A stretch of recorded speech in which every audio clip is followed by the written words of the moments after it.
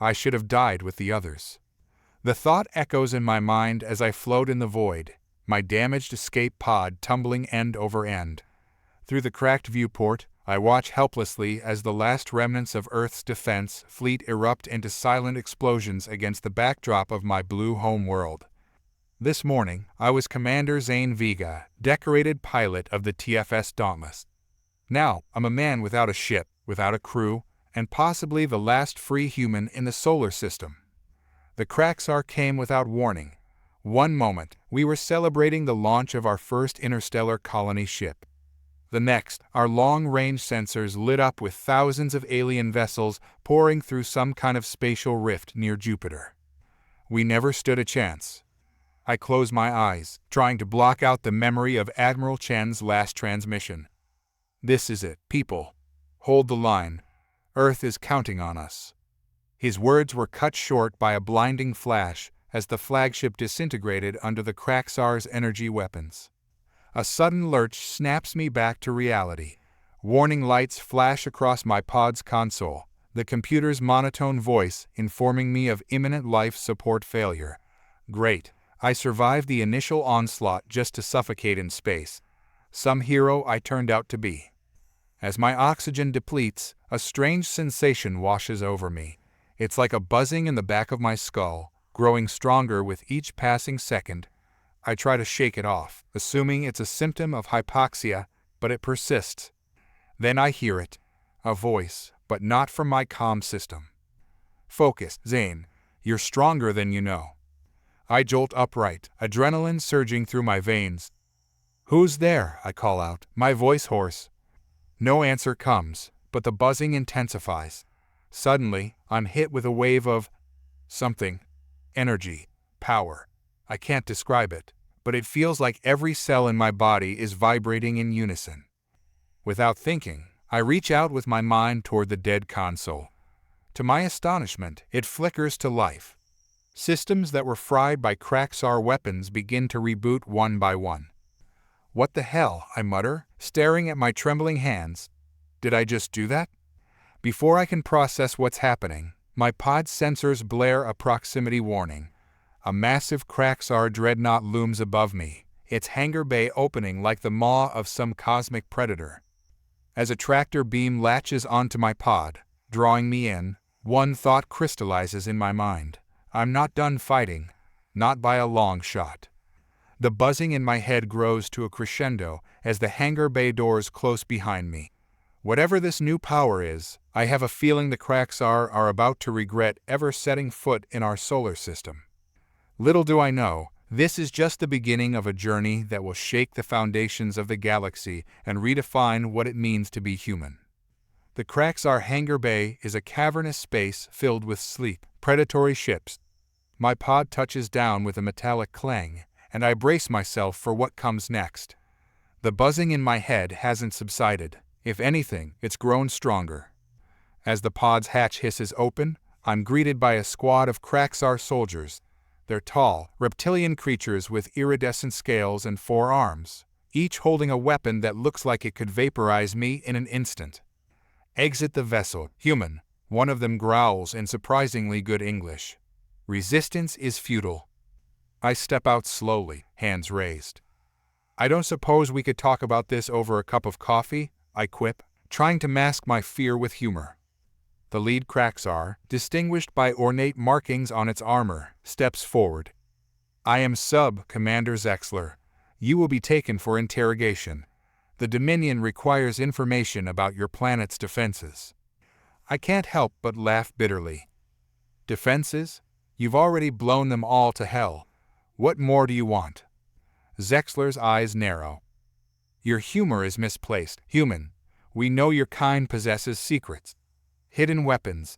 We will extract this knowledge, one way or another. As they begin to lead me away, that strange energy inside me surges.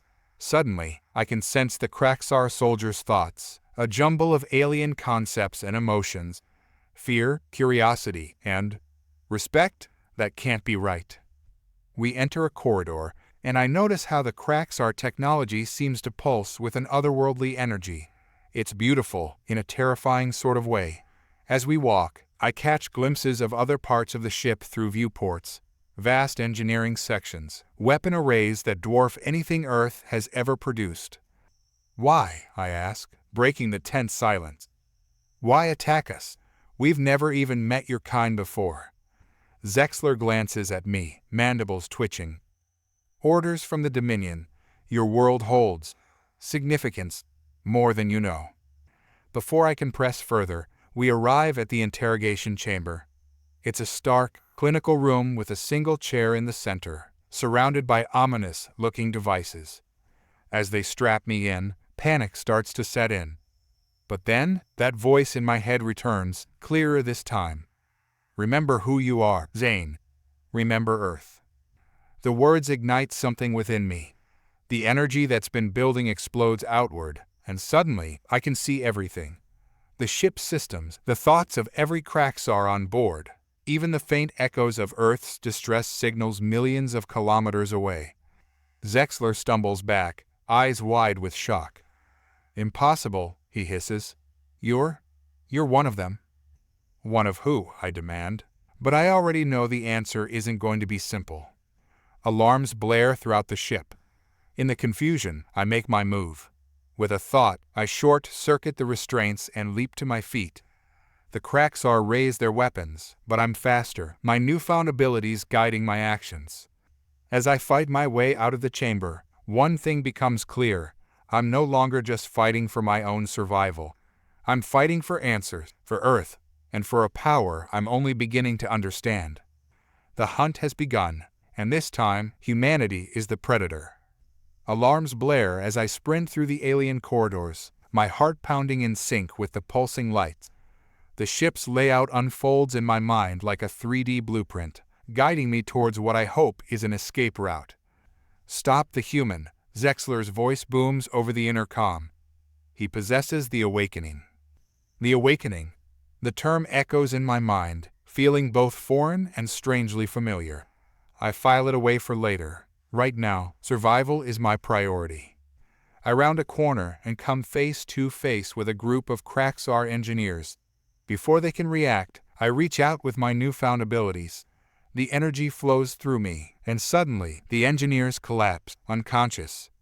I mutter, staring at my hands. Did I just do that? No time to dwell on it. I can sense more Craxar closing in. I need a way off this ship, and fast. As I run, I probe deeper into the ship's systems with my mind. There, in a nearby hangar bay, I sense something promising. A small scout ship, prepped for launch. I alter course, using my abilities to seal bulkheads behind me, buying precious seconds. The hangar bay doors loom ahead, but they're closing fast. Come on, I growl, pushing my legs to their limit. I dive through the narrowing gap, rolling to my feet on the other side just as the doors slam shut.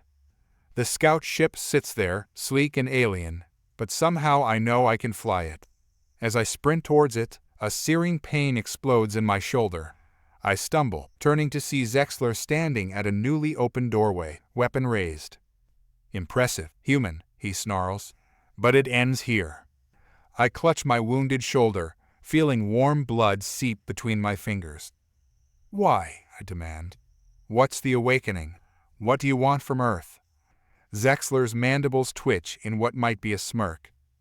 You don't even know what you are, do you? Your kind was never supposed to awaken. You were meant to be harvested like all the others.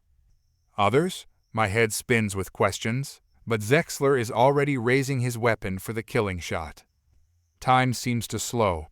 The buzzing in my head crescendos, and suddenly, I can see the energy flowing through Zexler's weapon.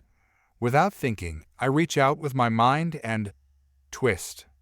The weapon explodes in Zexler's hands, sending him flying backwards. I don't wait to see if he survives. I sprint for the scout ship, my mind interfacing with its systems before I even reach the cockpit. As the ship powers up, I glance at the hangar bay force field. Beyond it, Earth hangs in the void, beautiful and fragile. Tears sting my eyes. How many survived the attack? Is there even a home left to return to? The scout ship lifts off, and I gun the engines. Warning shots from the dreadnought's point defense systems streak past, as I dive towards the force field. "Come on, you alien piece of junk," I mutter, willing the ship faster. "Don't fail me now." I burst through the force field, the scout ship shuddering under the strain. Behind me, the massive dreadnought begins to give chase, but I'm already plotting a course away from Earth, towards the outer solar system. As the stars streak by, I allow myself a moment to breathe. I'm alive, I'm free, but I'm also changed. Whatever this awakening is, it's turned me into something more than human. And based on what Zexler said, I'm not the only one. I set the autopilot and lean back, wincing at my injured shoulder. One thing's for certain, the real war has only just begun. And somehow, I'm right at the center of it. The vastness of space stretches before me as I push the stolen Kraxar scout ship to its limit. My mind races faster than the ship, trying to process everything that's happened. Earth invaded, my newfound powers, the cryptic words of Zexler. It's almost too much to bear. A warning light flashes on the console. The dreadnought is still in pursuit, closing fast. I grip my teeth, preparing for another fight, when suddenly a new sensation washes over me. It's like a whisper in the back of my mind, a presence I can't quite grasp. "This way," the presence seems to say, guiding my hands on the controls. Without fully understanding why, I change course, diving towards the asteroid belt between Mars and Jupiter. The ship weaves through the field of space rocks with impossible precision. It's as if I can sense every asteroid, plotting a course that no normal human could navigate. Behind me, the massive Kraxar ship is forced to slow, unable to match my maneuverability. Just as I start to think I've lost them, a brilliant flash of light erupts in front of me. For a moment, I fear it's a Kraxar weapon, but then I realize it's something else entirely. A rift in space, similar to the one the invasion fleet used, but smaller. The presence in my mind grows stronger. "Trust," it whispers. Every instinct screams at me to turn away, but something deeper, something tied to this new power, urges me forward. I take a deep breath and fly straight into the rift. Reality twists and bends around me. For an eternal instant, I'm everywhere and nowhere at once. Then, with a lurch that nearly tears the ship apart, I emerge on the other side. A gasp escapes my lips as I take in the view. I'm in orbit around a planet I've never seen before. Its surface is a swirling mass of purples and blues, with rings of energy pulsing around it. But what truly catches my eye is the massive space station floating nearby, its design unlike anything human or Kraxar. Before I can react, my ship is caught in a tractor beam, gently pulling me towards a docking bay on the station. Panic rises in my throat, but the presence in my mind soothes it. "Safe," it assures me. As the ship settles into the docking bay, I see figures approaching. They're humanoid, but clearly not human. Tall and lithe, with skin that seems to shimmer with an inner light. Their eyes, large and entirely silver, regard me with a mixture of curiosity and recognition. The ship's hatch opens, and I step out cautiously, my hand instinctively reaching for a weapon I don't have. The lead figure raises a hand in a gesture of peace. "Welcome, Zane Vega of Earth," it says in a voice that seems to bypass my ears and speak directly to my mind. "We've been expecting you." I blink in surprise. "You have? Who are you? Where am I?" The being's lips don't move, but I hear the reply clearly. "I am Zyra, of the Ethery Collective. You are on Nexus Prime, the hidden heart of the resistance against the Kraxar Dominion." My head spins with questions. "Resistance? But how did you know about me? What's happening to me?" Zyra's silver eyes seem to look through me. "You, Zane Vega, are the key to turning the tide of a war that has raged for millennia. The power awakening within you is humanity's true heritage, one that the Kraxar have long sought to suppress." As if on cue, the energy within me surges, responding to Zyra's words. I look down at my hands, seeing them glow with a faint blue light. "Come," Zyra says, gesturing towards the interior of the station. "There is much to discuss, and time grows short. The fate of not just Earth, but the entire galaxy, may rest in your hands." With a deep breath, I step forward, leaving behind the last vestiges of my old life. Whatever lies ahead, one thing is certain: the universe is far larger, far more complex, and far more dangerous than I ever imagined. And somehow, I'm at the center of it all. I follow Zyra through corridors that seem to be alive, pulsing with energy and shifting colors. Other E3 pass us, their silver eyes filled with a mix of hope and curiosity as they regard me. It's unnerving, being the center of attention in a place so far beyond my understanding. I don't understand, I say, struggling to keep pace with Zyra's graceful strides. You said this power is humanity's heritage, but how? We've barely left our own solar system. Zyra's voice resonates in my mind. Your history is far older and more complex than you know, Zane. Humanity was once part of a galactic civilization, one that rivaled even the Kraxar in power and knowledge. We enter a vast chamber, its walls lined with what look like stasis pods. In the center stands a holographic display of the galaxy, stars and planets swirling in miniature.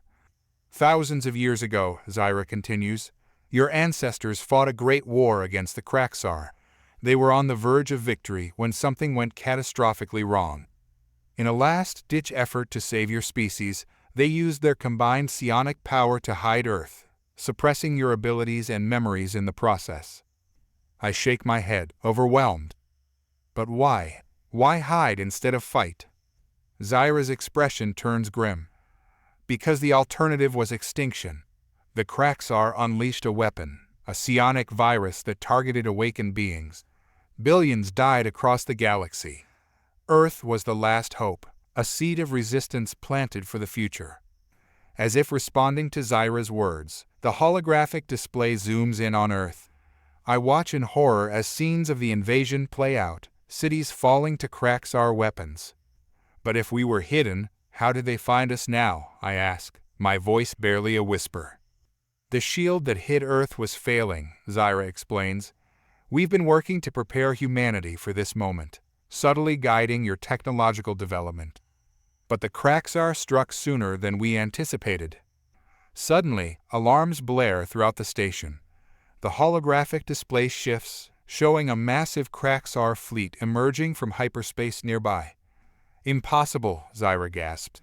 They couldn't have tracked you here so quickly unless... Realization dawns on me. Unless they planned this all along, Earth was bait.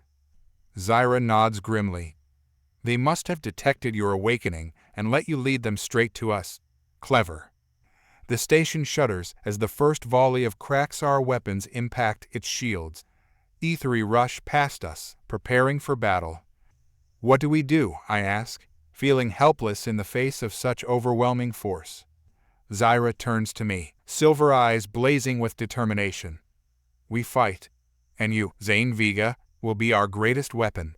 Your awakening is still new, unfettered by the limitations we've placed on ourselves over millennia of hiding. But I barely understand these powers, I protest. How can I possibly? Zyra cuts me off, placing a hand on my shoulder. The touch sends a jolt of energy through me, amplifying the buzzing in my head. You don't need to understand. You need to feel. Let the power flow through you, guide you. Another impact rocks the station. Through the vast windows, I can see E3 ships engaging the Kraxar fleet, energy weapons lighting up the void of space. Zyra leads me to a sleek, fighter-like craft. This ship is attuned to psionic energy. It will amplify your abilities, allow you to turn the tide of this battle. As I climb into the cockpit, doubt gnaws at me. And if I fail? Zyra's mental voice is solemn. Then the last hope of resistance against the Kraxar dies here. The galaxy falls, and Earth with it. The weight of responsibility settles on my shoulders like a physical thing. As the hangar bay doors open, revealing the chaos of the space battle beyond, I take a deep breath. No pressure, then, I mutter, powering up the ship. As I launch into the fray, one thought burns in my mind. I'm no longer just fighting for Earth. I'm fighting for the freedom of every sentient being in the galaxy. And failure is not an option. The moment I clear the hangar, chaos engulfs me. Kraxar and Ethery ships dance a deadly ballet against the backdrop of stars, energy weapons painting the void with streaks of light. My hands move over the controls instinctively, as if I've flown this ship 1,000 times before. Focus, Zane, Zyra's voice echoes in my mind. Let the ship become an extension of yourself. I close my eyes for a split second, feeling the energy flow through me and into the craft. Suddenly, I'm not just piloting the ship, I am the ship. Every system, every weapon, is as much a part of me as my own limbs. A squadron of Kraxar fighters bears down on me.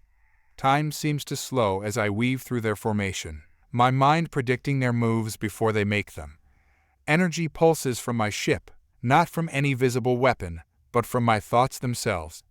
3 Kraxar fighters explode in rapid succession. I breathe, amazed at what I've just done. But there's no time to celebrate. The main Kraxar dreadnought looms ahead, its massive form dwarfing even the Ethery station. Its weapons are tearing through the Ethery defenses like paper. Zane, we need to take out that dreadnought's main cannon, an Ethery commander's voice crackles over the comm. But our weapons can't penetrate its shields. I study the dreadnought, my enhanced senses picking up details no normal human could see. There, at the base of the main cannon, a fluctuation in the shield. I see it, I reply. Cover me. I'm going in. I dive towards the dreadnought, a swarm of Kraxar fighters on my tail. The Ethery ships provide cover fire, but it's not enough. A blast rocks my ship, alarms blaring. Come on, I growl, pushing the ship and myself to the limit. The dreadnought's cannon begins to glow, preparing to fire a shot that could destroy the entire Ethery station. Time slows to a crawl. I can feel the energy building in the cannon, see the weak point in the shield as clear as day. But I'm not going to make it in time, not with conventional weapons. In that moment, something clicks. I stop trying to fire the ship's weapons and instead reach out with my mind, extending my consciousness towards the dreadnought. The buzzing in my head becomes a roar as I touch the alien ship's systems. Pain lances through my skull, but I push through it. I can feel the Kraxar ship fighting against me, its own psionic defenses struggling to repel my intrusion. But I'm not trying to control it, not entirely. I just need one thing. With a mental push that feels like it's tearing me apart, I create a fluctuation in the dreadnought's shield, right as its main cannon fires. The resulting feedback loops through the ship's systems, turning its own incredible power against it.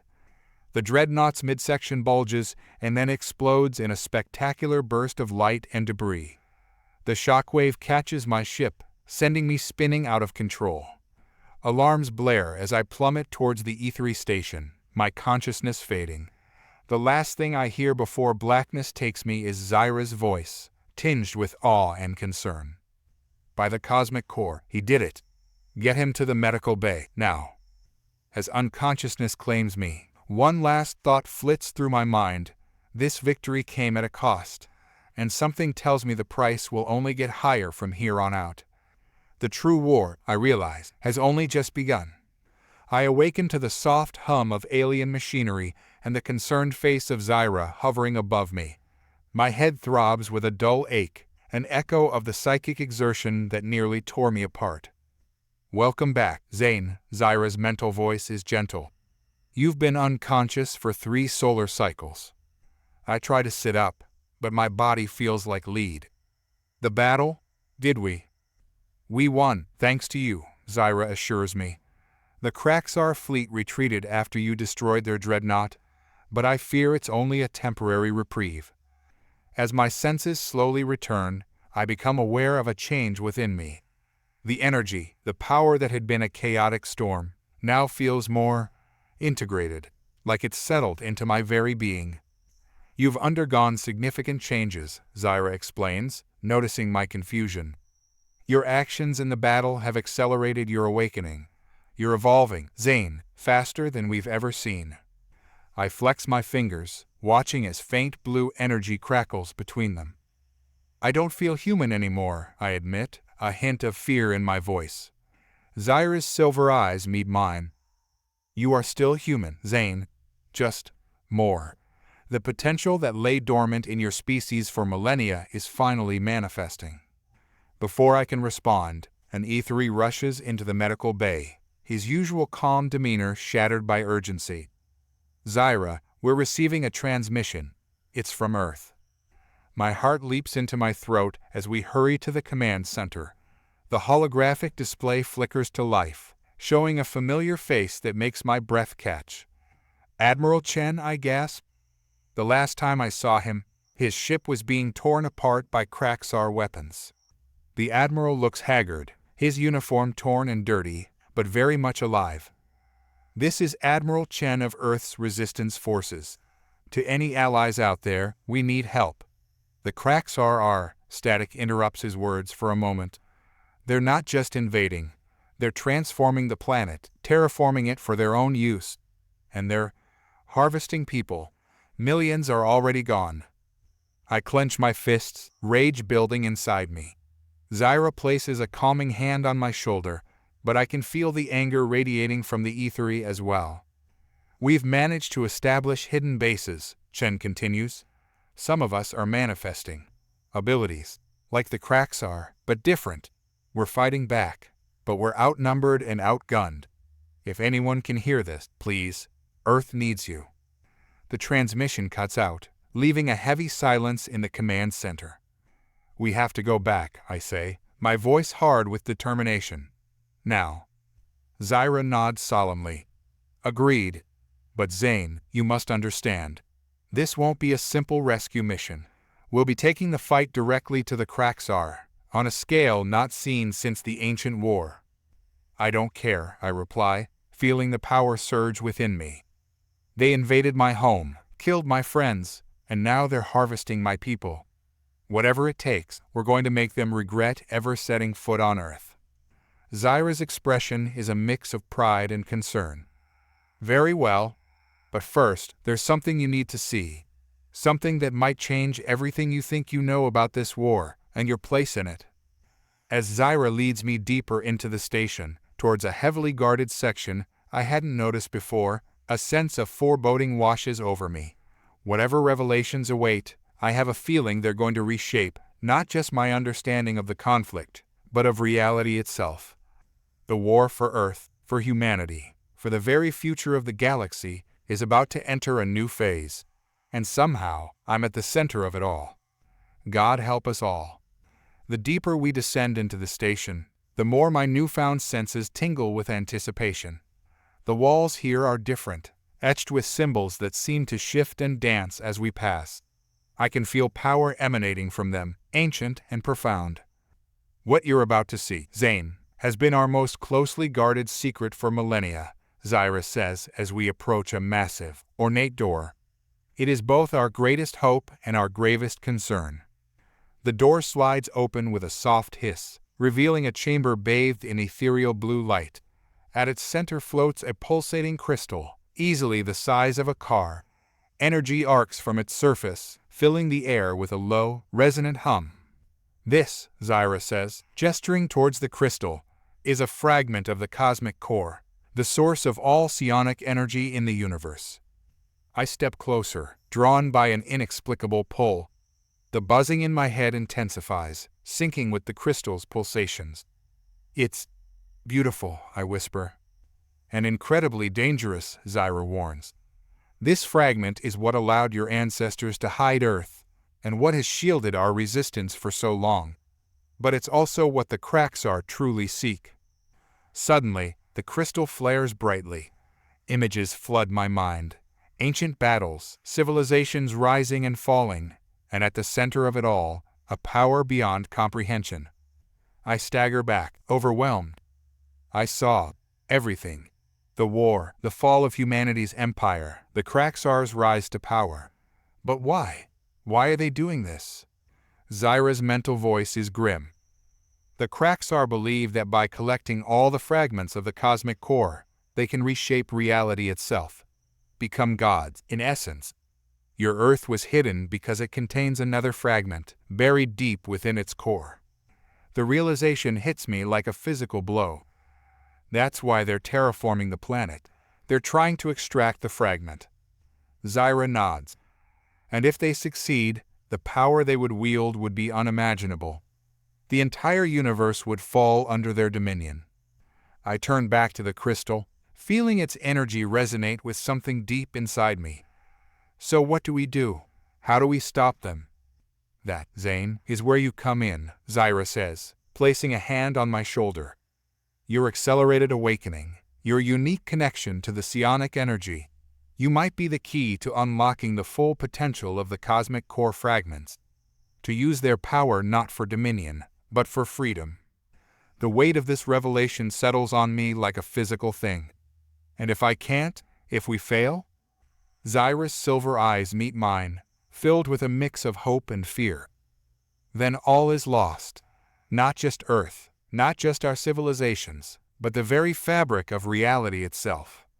Suddenly, alarms blare throughout the station. An E3 officer rushes into the chamber, panic evident in his thoughts. The Kraxar, they've found us. A massive fleet just dropped out of hyperspace. They'll be within firing range in minutes. Zyra turns to me, urgency in every line of their being. Zane, we're out of time.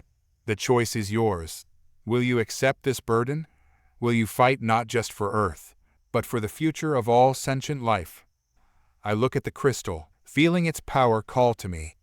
In that moment, I see flashes of possible futures, worlds burning, civilizations falling, but also hope, unity, and a power beyond imagining.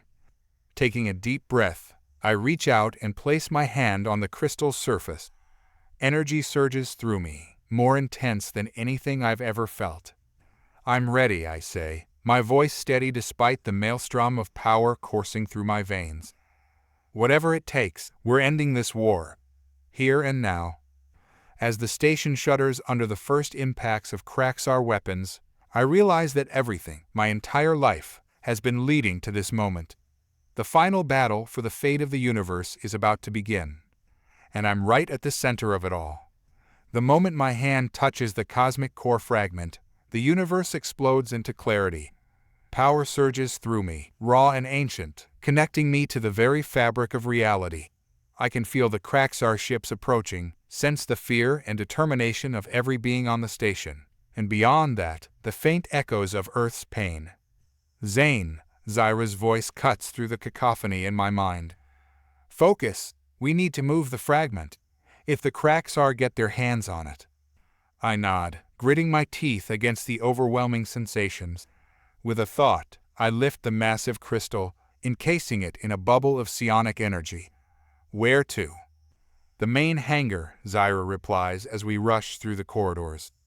We have a ship prepared, one that can harness the fragment's power. It's our only chance of breaking through the Kraxar blockade. As we run, I extend my senses outward. The space around the station is a chaotic swarm of ships and energy weapons. But there's something else, a presence that makes my blood run cold. Zyra, I gasp. There's something out there. Something massive. Zyra's mental voice is grim. The Worldrender. The Kraxar's mightiest weapon, capable of tearing planets apart. They must be more desperate than we thought to bring it here. We burst into the hangar bay, where a sleek, almost organic-looking ship awaits. Its hull pulses with the same energy as the core fragment. Quickly, Zyra urges, place the fragment in the ship's core. It will power our defenses and our escape. As I guide the crystal into place, the ship comes alive, systems lighting up with incredible power. Through the viewscreen, I watch as the first wave of Kraxar fighters breaches the station's outer defenses. We're out of time, I say, taking the pilot's seat instinctively. Everyone, strap in. This is going to get rough. The ship lifts off, responding to my thoughts more than any physical input. As we shoot out of the hangar, the full scale of the battle becomes clear. Hundreds of Kraxar ships surround the station, their weapons tearing through its defenses. And beyond them, emerging from the shadow of a nearby moon, is the Worldrender. It's a monstrosity of impossible scale, bristling with weapons that could reduce planets to ash. Zane, Zyra's voice is tense. We need to open a hyperspace window. But the Kraxar's jamming field is too strong.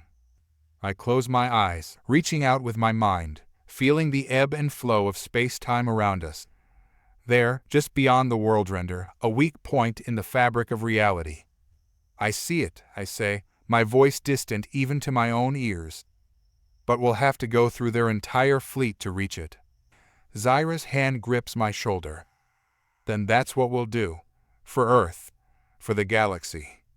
With a thought, I push our ship to impossible speeds. We weave through the Craxar formation, their shots passing harmlessly through the wake of our psionic shields.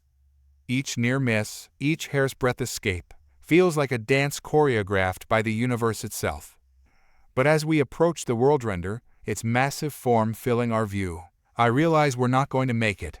Its main cannon is powering up, ready to unleash devastation that not even our enhanced ship can withstand. In that moment of desperation, I reach deeper into the power of the core fragment than ever before. Time seems to slow, and I can really see, the intricate web of energy connecting everything in the universe. With a clarity that terrifies and exhilarates me, I understand what I have to do. Zyra, I say, my voice resonating with power. I'm sorry, but this is the only way. Before anyone can react, I push my consciousness out of my body and into the ship itself, becoming one with its systems, with the core fragment, with the very essence of psionic energy. As the world render fires, I unleash everything, every ounce of power at my disposal. Reality itself seems to bend and warp around us. The last thing I hear before everything goes white is Zyra's anguished cry, "Zane, no." Then, silence. A silence deeper than space, than time itself. In that eternal moment, suspended between heartbeats, I realize that this isn't the end. It's only the beginning. Consciousness returns slowly, like bubbles rising through thick syrup. I'm aware of sensations, but they're different. Not physical, not quite mental, but something in between. I try to open my eyes, only to realize I don't have eyes anymore. At least, not in the traditional sense. "He's awakening," a familiar voice echoes. Zyra, but distorted, as if heard through water.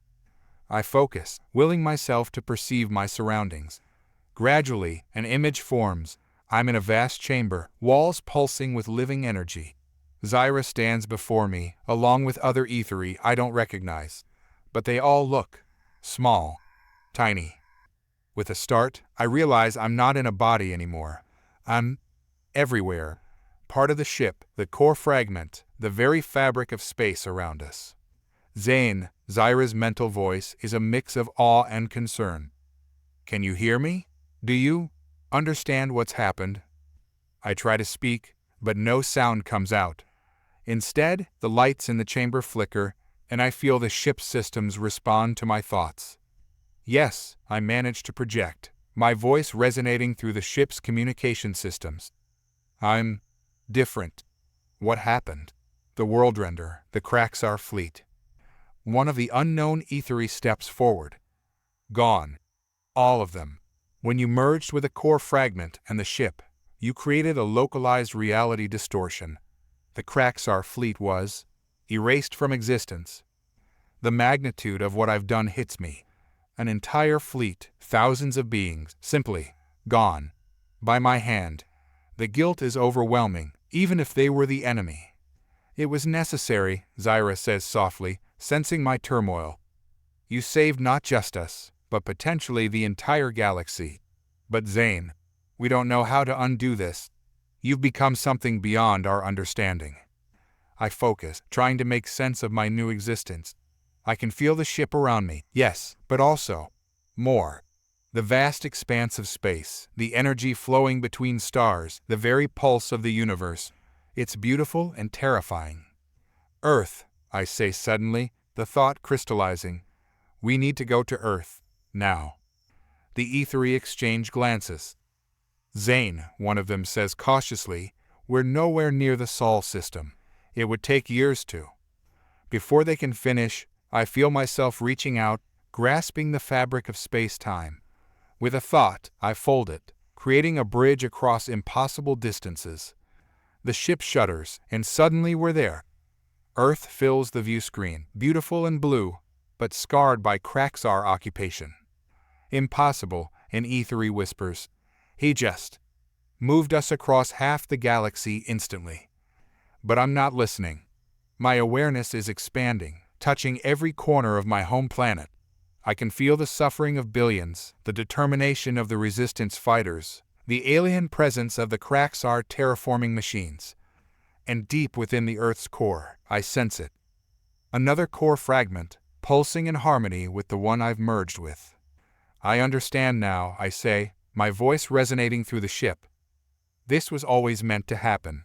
Humanity's destiny, the Kraxar invasion, my transformation. It's all part of something bigger. Zyra steps closer, silver eyes wide. What do you mean, Zane? The universe is conscious, I explain, the knowledge flowing through me. And it's fighting back against entropy, against its own heat death. The core fragments, the psionic energy, it's the universe's immune system. And we, all sentient beings, are its antibodies. I feel myself stretching, reaching towards the Earth, towards the fragment hidden in its core. The Kraxar got it wrong. It's not about becoming gods or reshaping reality. It's about preserving it, nurturing it. As my consciousness touches the Earth's core fragment, I feel a surge of power and understanding. Visions of possible futures flood my mind, paths branching out into infinity. I can end this war, I say, my voice filled with certainty. Not just here, but everywhere. I can awaken every sentient being in the galaxy, help them understand their true purpose. Zyra's mental voice is cautious. Zane, that kind of power, are you sure you can control it? I pause, considering. The power at my disposal is immense, beyond anything I could have imagined. The temptation to simply rewrite reality, to erase all conflict and suffering, is strong. But that's not the point. That's not what this power is for. No, I say finally. I can't control it. No one can. But I can guide it, nurture it, help life flourish across the universe. I feel myself expanding further, touching minds across Earth, across the galaxy. Humans, Kraxar, ethery, and countless other species, all part of the grand tapestry of existence. The real war, I say, my voice echoing across space and time, isn't between species or empires. It's the fight for life itself, against the cold inevitability of entropy, and it's a fight we can only win together. As my words reach out, I feel something profound shifting in the collective consciousness of the galaxy. The Kraxar invasion forces falter, confusion and realization spreading through their ranks.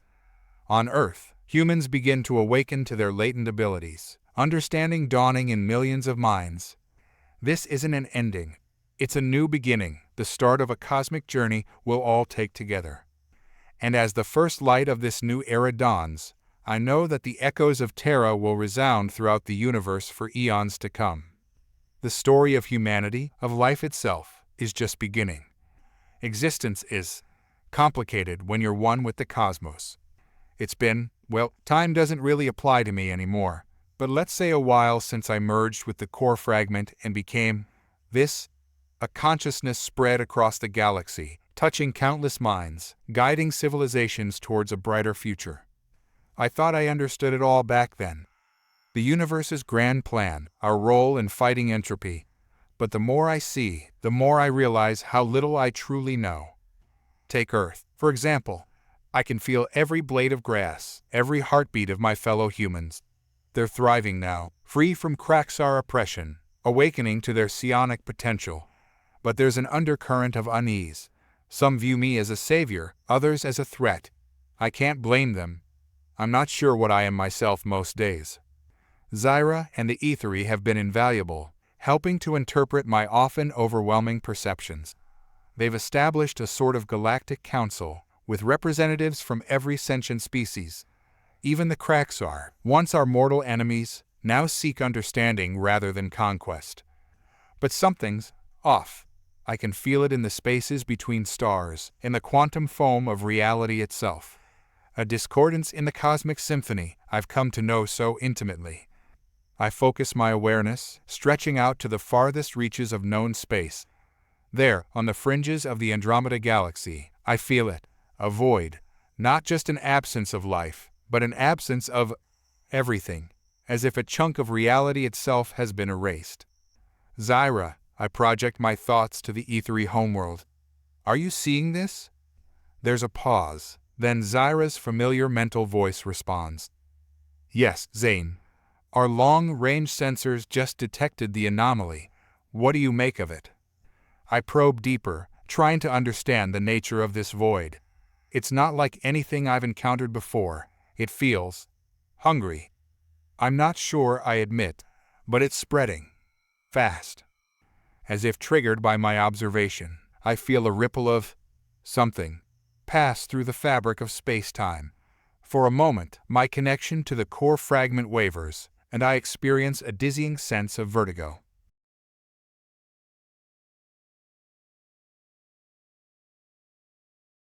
I take a moment to recenter myself, feeling the comforting pulse of the core fragment. I'm fine, I assure Zyra, though I'm not entirely convinced myself. But whatever this thing is, it's powerful, and I have a feeling it's just the beginning. As I watch the void slowly expand, consuming stars and planets in its path, a chilling thought occurs to me. What if this is the true face of entropy? Not a gradual cooling of the universe, but an active force seeking to unmake reality itself. And if that's the case, am I, in my godlike state, powerful enough to stop it? For the first time since my transformation, I feel a very human emotion, fear. Little do I know, this is just the opening move in a cosmic game that will challenge everything I thought I knew about the universe, my powers, and what it truly means to be human. The resonance of the void has begun, and the fate of all existence hangs in the balance. I spend what feels like eons studying the void, trying to understand its nature. Time flows differently for me now, moments stretching into millennia and back again. But even with my vast consciousness, this anomaly defies comprehension. It's during one of these deep observations that I feel a familiar presence, one I never expected to encounter again. Impossible, I mutter, my thoughts reverberating through nearby star systems. But there's no mistaking it. Zexler, the Kraxar commander I thought I'd erase from existence, is alive. And he's changed. I focus my awareness, honing in on his location. He's at the edge of the void, his consciousness a swirling maelstrom of power that rivals my own. How is this possible? Welcome back, Zane, Zexler's mental voice booms across the cosmic plains. Or should I say, goodbye? Before I can react, Zexler unleashes a wave of energy, unlike anything I've ever felt. It slams into me, momentarily disrupting my connection to the core fragment. For a terrifying instant, I'm adrift, cut off from the power that's become my lifeblood. I rally quickly, drawing on the energy of nearby stars to stabilize myself. Zexler, I project, trying to keep the shock out of my mental voice. How did you survive? What have you become? His laughter echoes through the void. Oh, Zane, you opened my eyes when you tried to destroy me. I saw the truth of the universe in that moment of near obliteration. And now, like you, I've transcended. I probe deeper, trying to understand the nature of Zexler's transformation. What I find chills me to my core. He's become a conduit for the void, channeling its entropic energy. Every moment he exists, reality around him unravels a little more.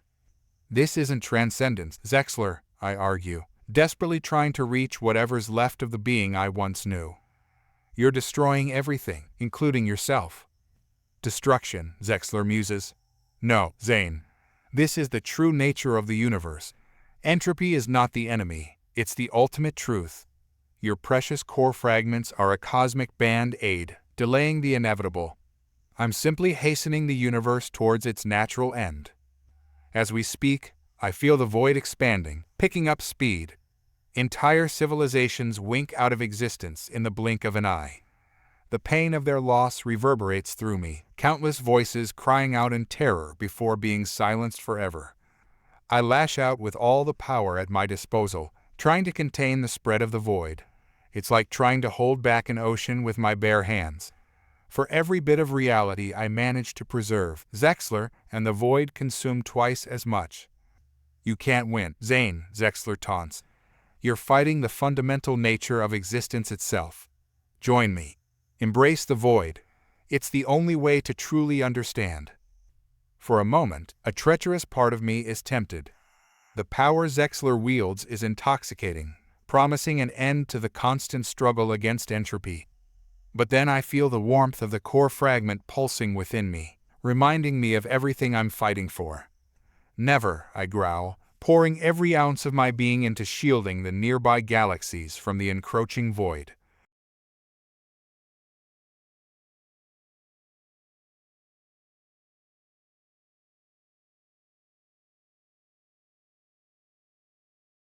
As he retreats back into the void, I'm left reeling. The universe I thought I understood has been turned on its head. The enemy I thought defeated has returned more powerful than ever, and the very nature of my existence, of all existence, has been called into question. One thing's for certain, this is a fight I can't win alone. I need allies, and I have a feeling I'll find them in the most unlikely of places. The resonance of the void grows stronger, and the battle for the very soul of the universe has only just begun. With Zexler's threat looming, I know I need to act fast. But where do you turn for help when you're already one of the most powerful entities in the known universe? The answer comes to me in a flash of inspiration: the Quantum Collective, a hyper-advanced synthetic race that had remained neutral during the Kraxar War, observing from the sidelines. If anyone could understand the complexities of cosmic-scale entropy, it would be them. I reach out across the vast distances of space, my consciousness brushing against the intricate network of quantum processors that make up their collective mind. "Greetings, Zane of Earth," their response comes, not in words, but in precise mathematical equations and quantum probabilities. "We have been expecting your contact." Of course they have. The Quantum Collective exists in a state of perpetual prediction, running simulations of every possible future. "Then you know why I'm here," I reply. "The void, Zexler, the threat to all existence. I need your help." There's a pause, during which I sense billions of calculations being performed in microseconds. "The situation is problematic," they finally respond. "Our simulations show a 99.9998% probability of total universal entropy within the next galactic year if the current trajectory continues." The number sends a chill through my non-corporeal form. But there's still a chance, right? A way to stop it. Another pause. "There is a possibility, but it requires a convergence of factors with a probability so low as to be nearly impossible." "Nearly impossible is better than certain doom," I argue. "What do we need to do?"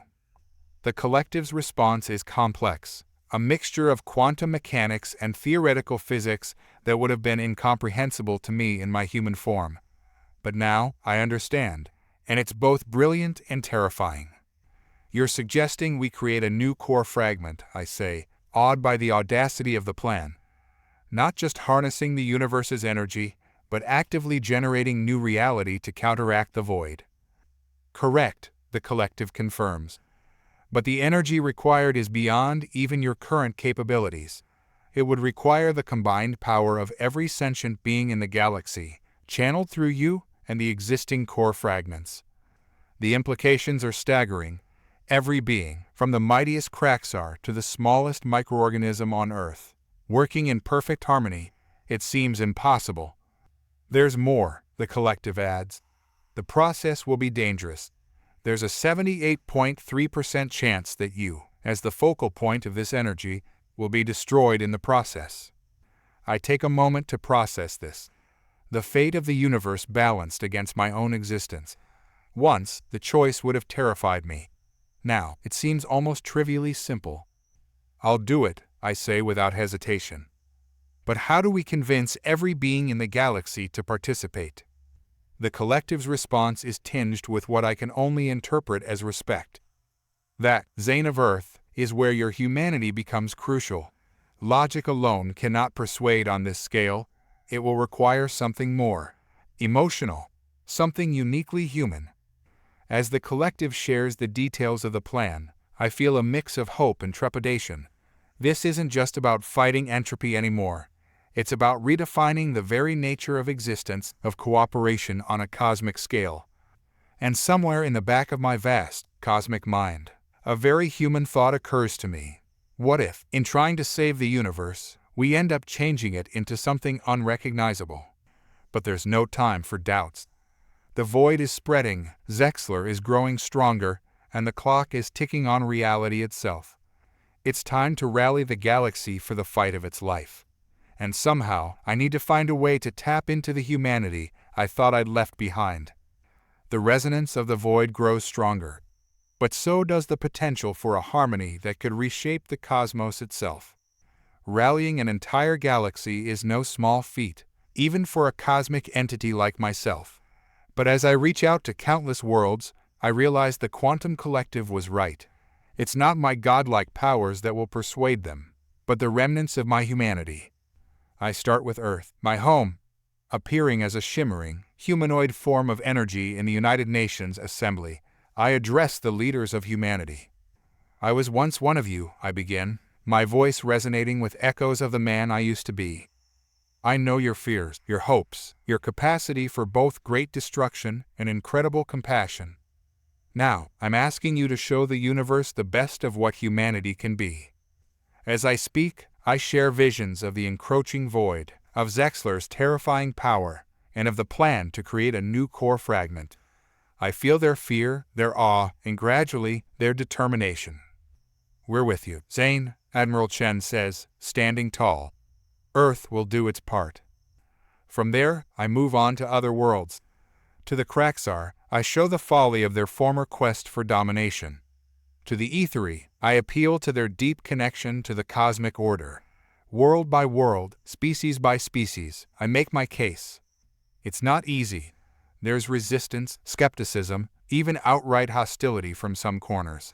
But slowly, a consensus begins to build. The galaxy, facing extinction, chooses to unite. As the plan progresses, I find myself stretched thinner than ever before, coordinating billions of beings, each contributing their energy to the monumental task of creating new reality, is a challenge that tests the limits of even my vast consciousness. And all the while, I can feel Zexler and the void growing stronger. Entire star systems vanish in the blink of an eye. The fabric of space-time itself groans under the strain. You're only delaying the inevitable, Zane, Zexler's voice echoes through the cosmic void. Entropy always wins in the end. I ignore his taunts, focusing instead on the incredible harmony building across the galaxy.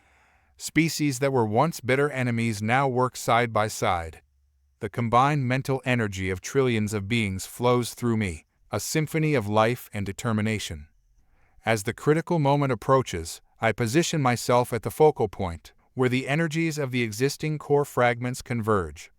The power building around me is unlike anything I've ever experienced, both exhilarating and terrifying. Zane, Zyra's mental voice reaches out to me, tinged with concern. The quantum collective's predictions. Are you sure about this? For a moment, doubt creeps in. The chance of my own destruction looms large. But then I feel it, the collective will of an entire galaxy, placing their trust in me, in us. I'm sure, I reply, my resolve strengthening. Whatever happens, the universe will survive. That's what matters. As I prepare to channel the unimaginable energies needed to create the new core fragment, a strange calm washes over me. In this moment, suspended between existence and oblivion, I feel more human than I have since my transformation. Fear, hope, determination, love, all swirl within my cosmic form, and I realize that these very human emotions, shared across countless species, are the true source of our strength against the void. The final countdown begins. The galaxy holds its breath, and I, once Zane Vega of Earth, now the focal point of life, stand against entropy, prepare to risk everything for the chance at a future. The resonance of the void has met its match in the harmony of life. Now, we'll see which proves stronger. The moment of creation is upon us. As I channel the combined energy of trillions of beings, I feel myself stretched to the very limits of my existence. It's like trying to contain a supernova within my consciousness, every fiber of my being threatening to unravel under the strain. But I hold on, fueled by the unwavering determination of the galaxy united behind me. Through the maelstrom of energy, I catch glimpses of worlds I've touched. Earth, standing strong and proud, Kraxar warriors lending their fierce will to the cause, ethery mystics weaving intricate psionic patterns, and countless other species, each contributing their unique essence to this cosmic endeavor. As the power builds to a crescendo, I sense Zexler's presence growing stronger, the void pushing against the boundaries of our combined will.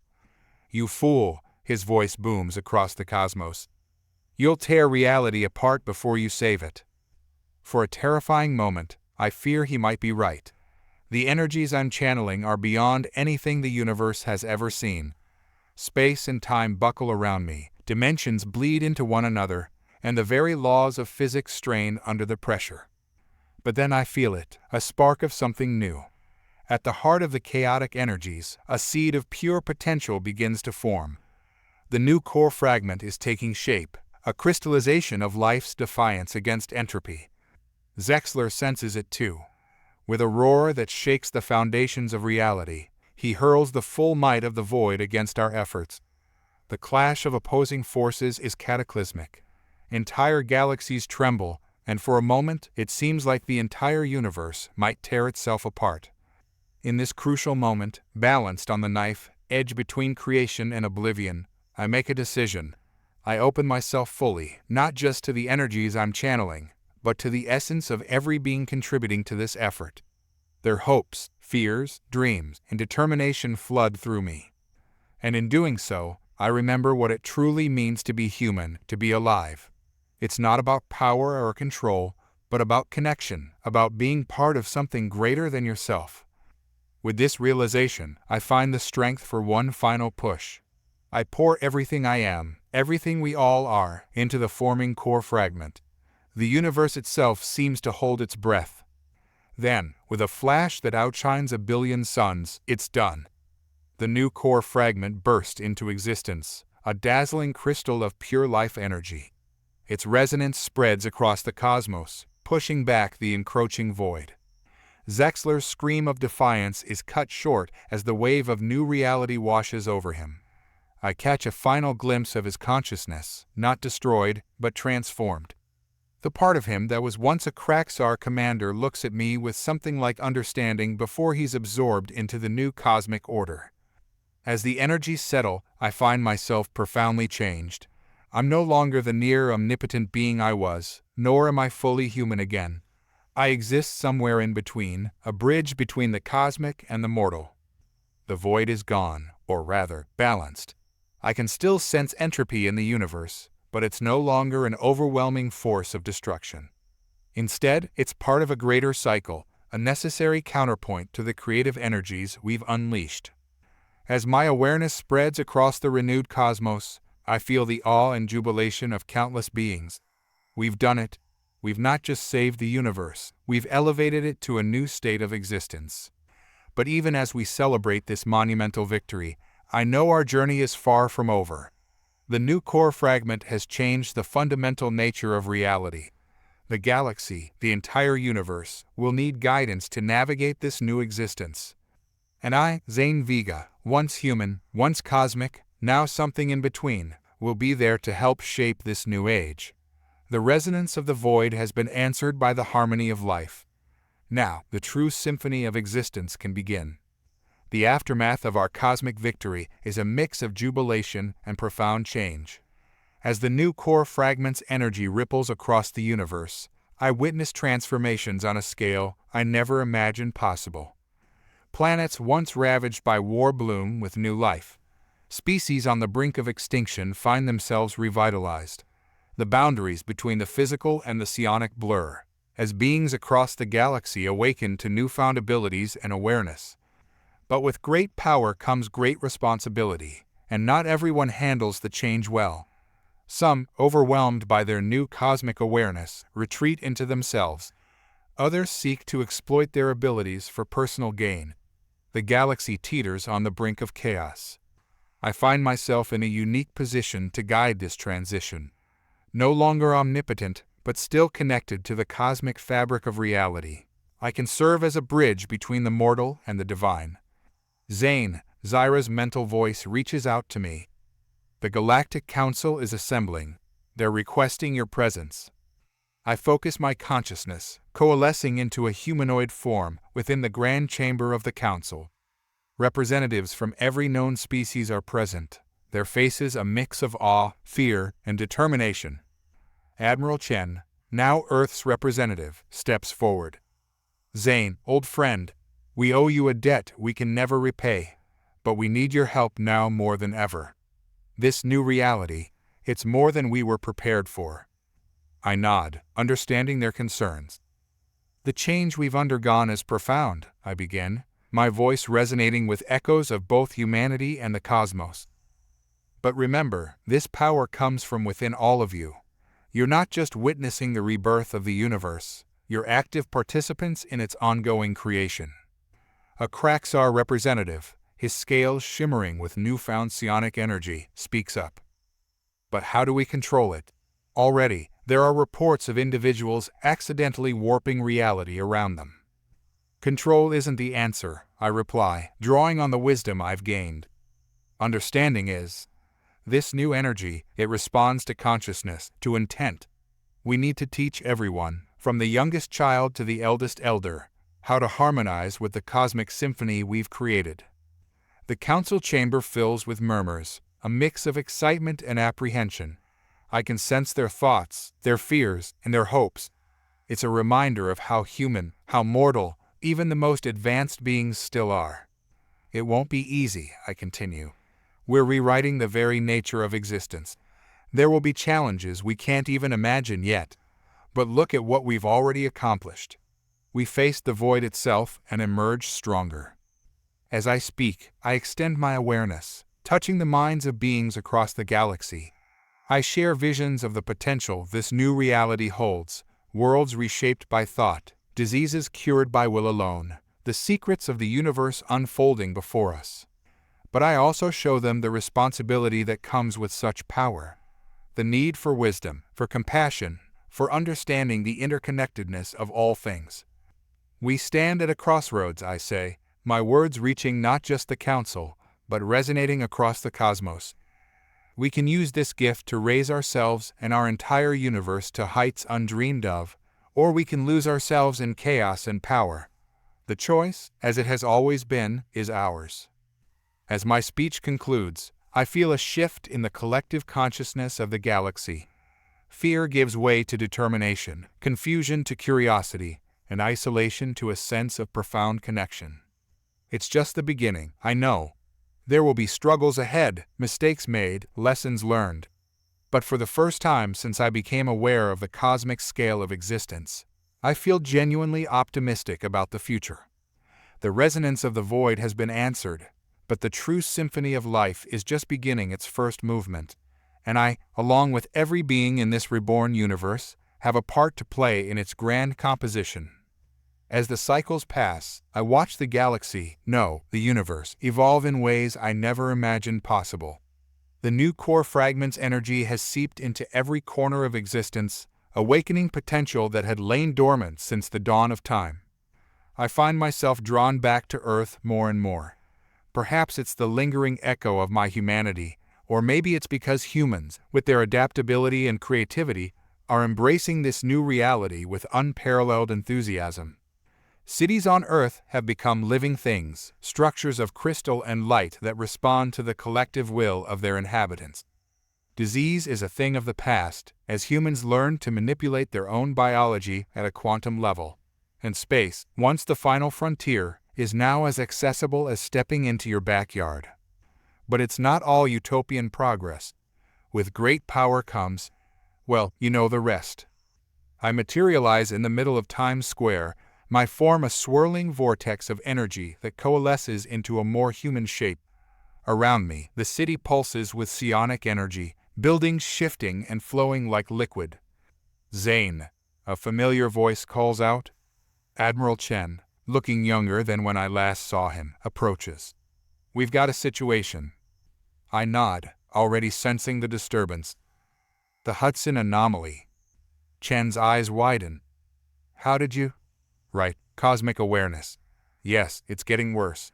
Some kid, drunk on new power, thought it'd be fun to open a portal to another dimension. Now we've got creatures from who knows where pouring into the city." I extend my senses towards the Hudson River. Sure enough, there's a tear in the fabric of reality, pulsing with chaotic energy. Through it, I can sense beings of pure thought, confused and afraid, lashing out at everything around them. "I'll handle it," I say, preparing to shift my consciousness to the anomaly. Chen grabs my arm, an oddly human gesture that gives me pause. "Zane, wait. People need to see you. To be reminded that with all this power, we're still, us, still human, in a way." I consider his words. He's right, of course. In all the cosmic wonders, it's easy to lose sight of the simple truths that make us who we are. "All right," I nod. "Let's do this the old-fashioned way." Together, we make our way through the city. People stop and stare, some cheering, others looking on with a mix of awe and fear. I make a point of walking, of touching the ground, of being present in a way I haven't been in a long time. As we reach the Hudson, the scale of the problem becomes clear. The portal writhes like a living thing, spewing forth beings of pure energy and abstract thought. They're beautiful, in a terrifying sort of way. "Everyone, stay back," Chen orders, his voice amplified by psionic energy. I step forward, reaching out with my mind to the scared and confused entities emerging from the portal. Their thoughts are alien, operating on principles I can barely comprehend.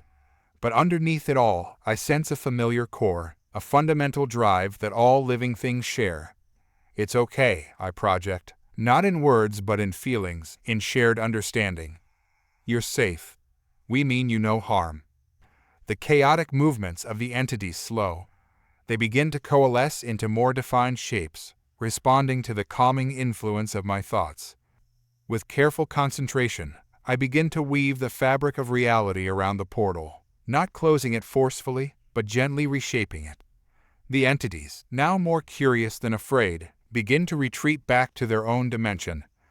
As the last of them disappears, I seal the portal with a thought, leaving behind only a shimmering afterimage that slowly fades. The gathered crowd erupts in cheers. I turn to them, seeing the hope and wonder in their eyes. In this moment, I'm reminded of why we fought so hard to save the universe. Not for power or control, but for moments like these. Moments of connection, of overcoming challenges together.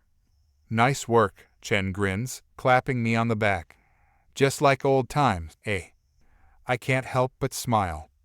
"Some things never change, Admiral, no matter how much the universe does." As we walk back through the city, I'm struck by a profound realization. In our quest to save the universe from entropy, we've not only reshaped reality, but we've also redefined what it means to be human, to be alive. We've become both more and less than we were, cosmic and mortal all at once. And somehow, that feels exactly right. As I walk the streets of New York with Chen, I'm struck by how much has changed, yet how much remains fundamentally the same. Humans, despite their newfound cosmic awareness and abilities, still struggle with the age-old questions of purpose, identity, and belonging. "Zane," Chen says, breaking the comfortable silence between us, "there's something else we need to discuss. Something big." I raise an eyebrow, curious. "Bigger than interdimensional portals in the Hudson." Chen's expression turns serious. "We've detected something at the edge of our galaxy. A signal unlike anything we've ever seen before. It's like it's calling to us." My cosmic senses immediately stretch out, probing the fringes of the Milky Way. There, amidst the vast emptiness between galaxies, I feel it. A pulse of energy so ancient and powerful, it makes even the core fragments seem young in comparison. "I see it," I murmur, my voice resonating with the echo of distant stars. "No, not it. Them." Chen looks at me, confusion evident on his face. "Them? Zane, what are you talking about?" I take a deep breath, trying to put into words the vast concept I'm perceiving. They're the architect, for lack of a better term, the beings who set the cosmic game in motion, the creators of the core fragments of the very concepts of entropy and creation we've been grappling with. Chen's eyes widen. You mean gods? I shake my head. Not gods, at least not in the way we traditionally think of them. They're more like cosmic gardeners. They plant the seeds of universes and watch them grow. And now, it seems, they've taken notice of our little cosmic revolution. As if in response to my words, the signal pulses stronger. Images flood my mind, too vast and complex for my human form to fully comprehend. I see the birth of universes, the dance of dimensions, the delicate balance of forces that allow existence itself to persist. They're inviting us, I say, my voice filled with awe.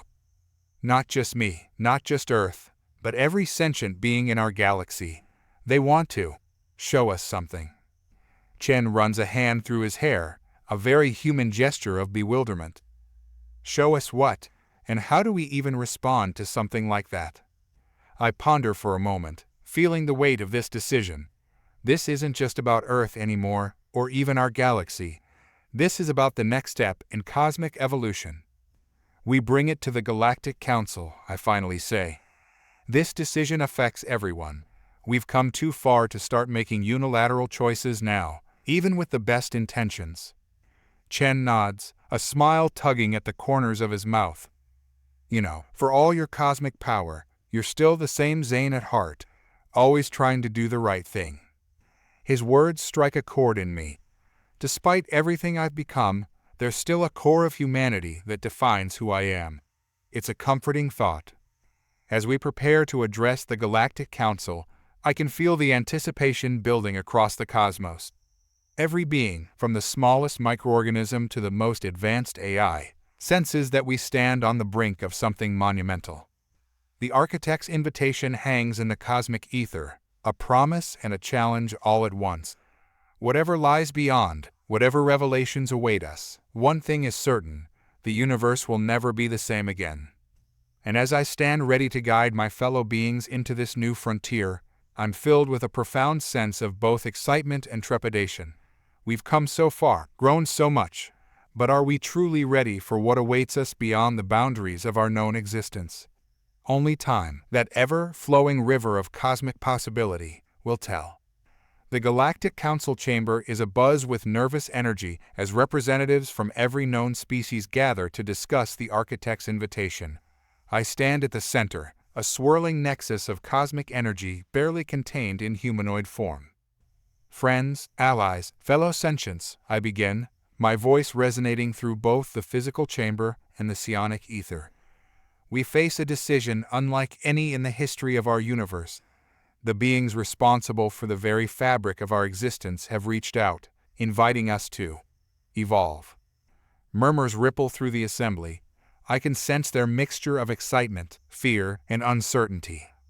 A Kraxar elder, his scales shimmering with psionic energy, speaks up. And what guarantee do we have that this isn't a trap? That these architects won't simply unmake us on a whim? It's a fair question, one that I've grappled with myself. We don't, I admit. But consider this: beings with the power to create universes wouldn't need to trick us. If they wanted us gone, we'd simply cease to be. Perhaps, an ethery representative chimes in, her form flickering between physical and energy states. But what of our free will? Do we simply submit to their grand design? I shake my head. This isn't about submission, it's about understanding. We've come so far, reshaped our reality, defied entropy itself. But we're still playing in a sandbox we didn't create. This is our chance to see the beach. The metaphor seems to resonate, as I feel a shift in the collective consciousness of the assembly. Admiral Chen steps forward. Zane's right. Humanity has always been driven by the need to explore, to push boundaries. This is the ultimate frontier. We can't turn our backs on it out of fear. One by one, representatives voice their agreement. It's not unanimous, but a clear consensus emerges. we will accept the architect's invitation. As the decision solidifies, I feel a change in the cosmic energy around us. The signal from the edge of the galaxy intensifies, and suddenly I understand what we need to do. The journey begins now, I announce. But it's not a physical voyage. We need to elevate our consciousness, all of us, together.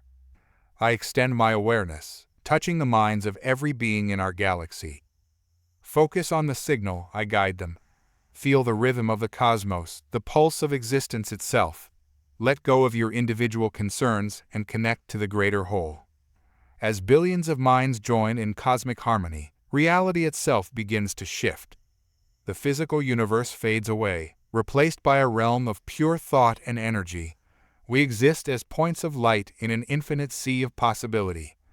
And there, before us, are the architects. They're not physical beings, nor are they purely energy. They're concepts, living ideas that shape the very nature of existence. Trying to describe them in human terms is like trying to explain color to a being that perceives only sound. Their communication isn't in words, but in pure understanding that floods our collective consciousness. They show us the birth of our universe, one of countless realities they've seeded. We see the careful balance of forces, the delicate interplay of creation and entropy that allows existence to flourish. But more than that, they show us our potential. We see versions of ourselves evolved beyond anything we could have imagined, beings of pure thought capable of shaping entire realities. This, their collective will resonate through us, is what you can become, not by our design, but by your own choices, your own growth. We provide the canvas, you paint the masterpiece. The revelation is overwhelming. Many minds retreat, unable to comprehend the vastness of what we're being offered. But others, myself included, lean into the cosmic current, eager to understand more. As the vision fades and we find ourselves back in our familiar reality, I know that everything has changed. We've been given a glimpse of our cosmic heritage, and with it, a choice that will shape the destiny of not just our universe, but all of existence. The architects have shown us the door. Now, we must decide whether to step through it and into a realm of infinite possibility. The greatest adventure in the history of consciousness is about to begin, and somehow, I know that my role, our role, in the cosmic drama is far from over. The aftermath of our cosmic revelation is a period of profound introspection and debate across the galaxy. Every sentient being, from the simplest organisms to the most advanced AI, grapples with the implications of what we've learned. I find myself at the center of it all, a cosmic mediator trying to help beings process an experience that defies conventional understanding. Zane, Zyra's mental voice, reaches out to me as I orbit a distant star, basking in its energy. We need you. The galaxy is fracturing. I sense the truth in her words. Across the cosmos, factions are forming. Some embrace the path of evolution the architects showed us, eager to transcend their current forms. Others recoil from it, fearing the loss of their identity, their very essence of self. With a thought, I materialize in the Galactic Council chamber. The atmosphere is tense, representatives from various species locked in heated debate. Friends, I say, my voice cutting through the chaos. I understand your fears, your excitement, your doubts. I share them, but we can't let this divide us. A human representative, her form shimmering with barely contained psionic energy, speaks up. But how can we not? This choice, it's everything. To evolve beyond our current forms or to remain as we are. It's not a decision to be made lightly. I nod, acknowledging the weight of her words. You're right. It's not. But who says we have to make this choice all at once, or that it's a binary decision?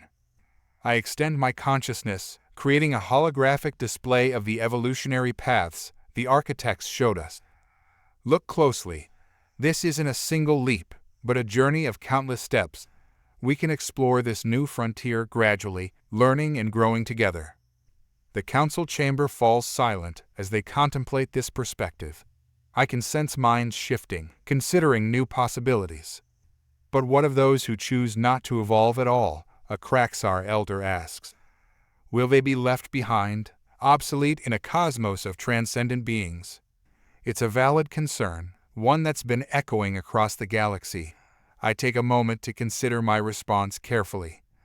Evolution isn't about leaving others behind, I finally say. It's about expanding our capacity for understanding, for empathy, for connection.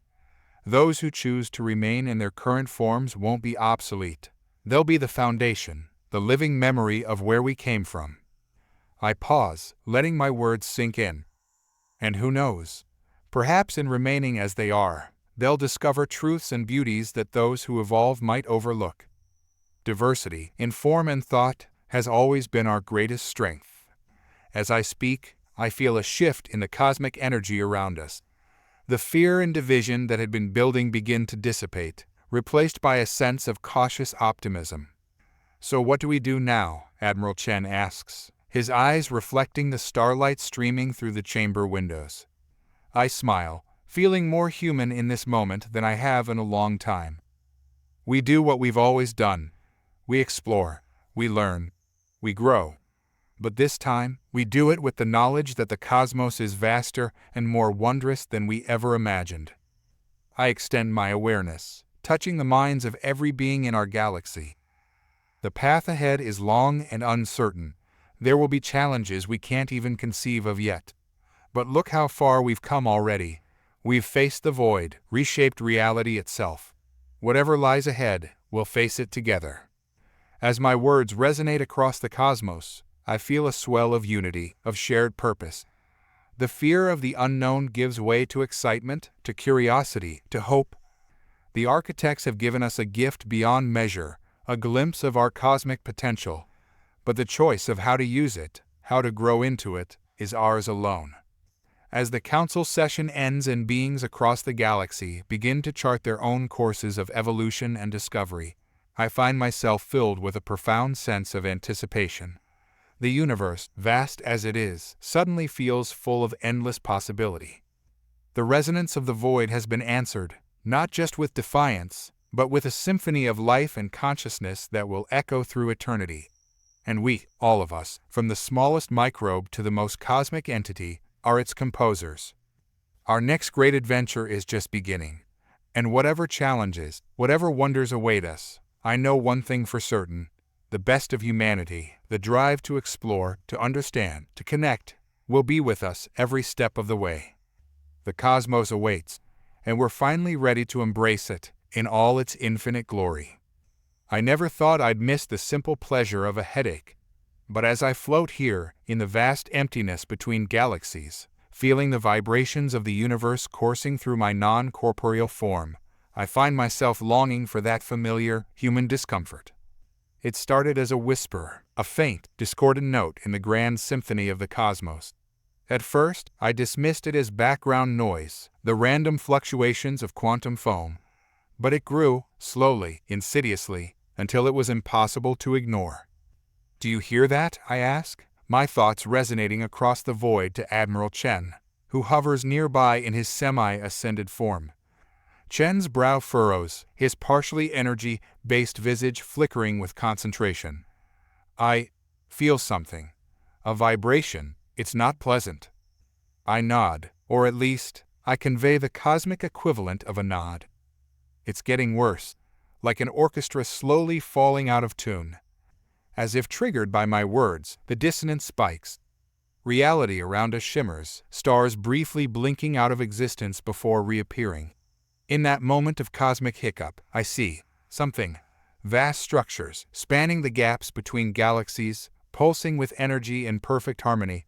And then it's gone, leaving behind only an echo of what once was.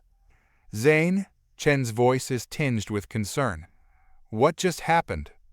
I struggle to put into words the vision I've just experienced. I think we just got a glimpse behind the curtain, Chen. The universe, it's not just random chaos and physical laws. It's a composition, a grand symphony, and something's disrupting the performance. Chen's form solidifies slightly, a habit he falls into when he's trying to grasp complex cosmic concepts. "Are you saying the universe is alive? Conscious?" "Not exactly," I reply, my thoughts racing faster than light itself. More like a vast instrument, and we, all conscious beings, were part of the orchestra. But something's gone wrong. The melody is faltering. As if to punctuate my words, another wave of dissonance washes over us.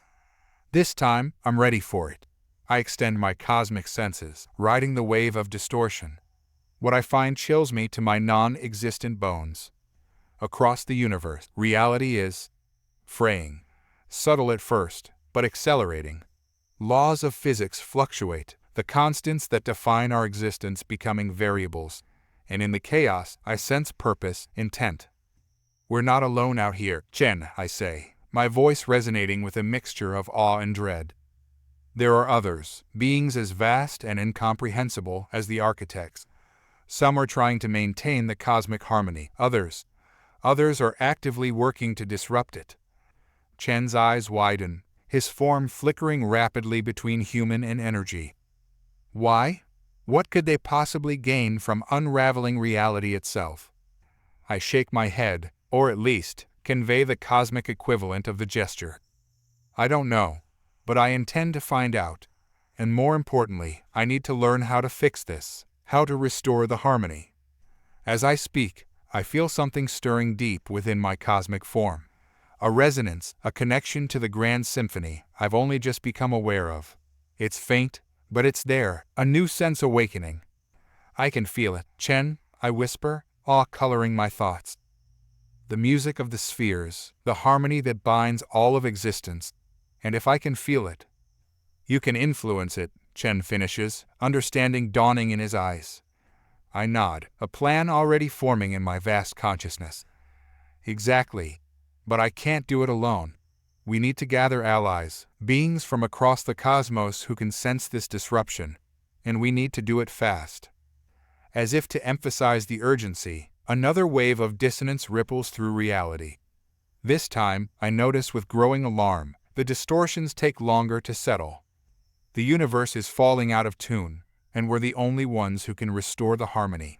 It's time to assemble the cosmic orchestra, and I, once Zane Vega of Earth, now a being of pure cosmic energy, must learn to be its conductor. The fate of all existence hangs in the balance, and the next movement of this universal symphony is about to begin.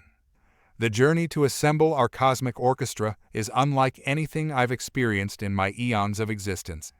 Chen and I traverse the universe not through conventional space, but through the very fabric of reality itself, riding the waves of cosmic harmony. Our first stop is a nebula on the outskirts of the Andromeda Galaxy. Here, amidst swirling clouds of stardust and newborn suns, we encounter the resonance. They're beautiful in an alien way, beings of pure energy, their forms constantly shifting in perfect synchronization with the cosmic background radiation.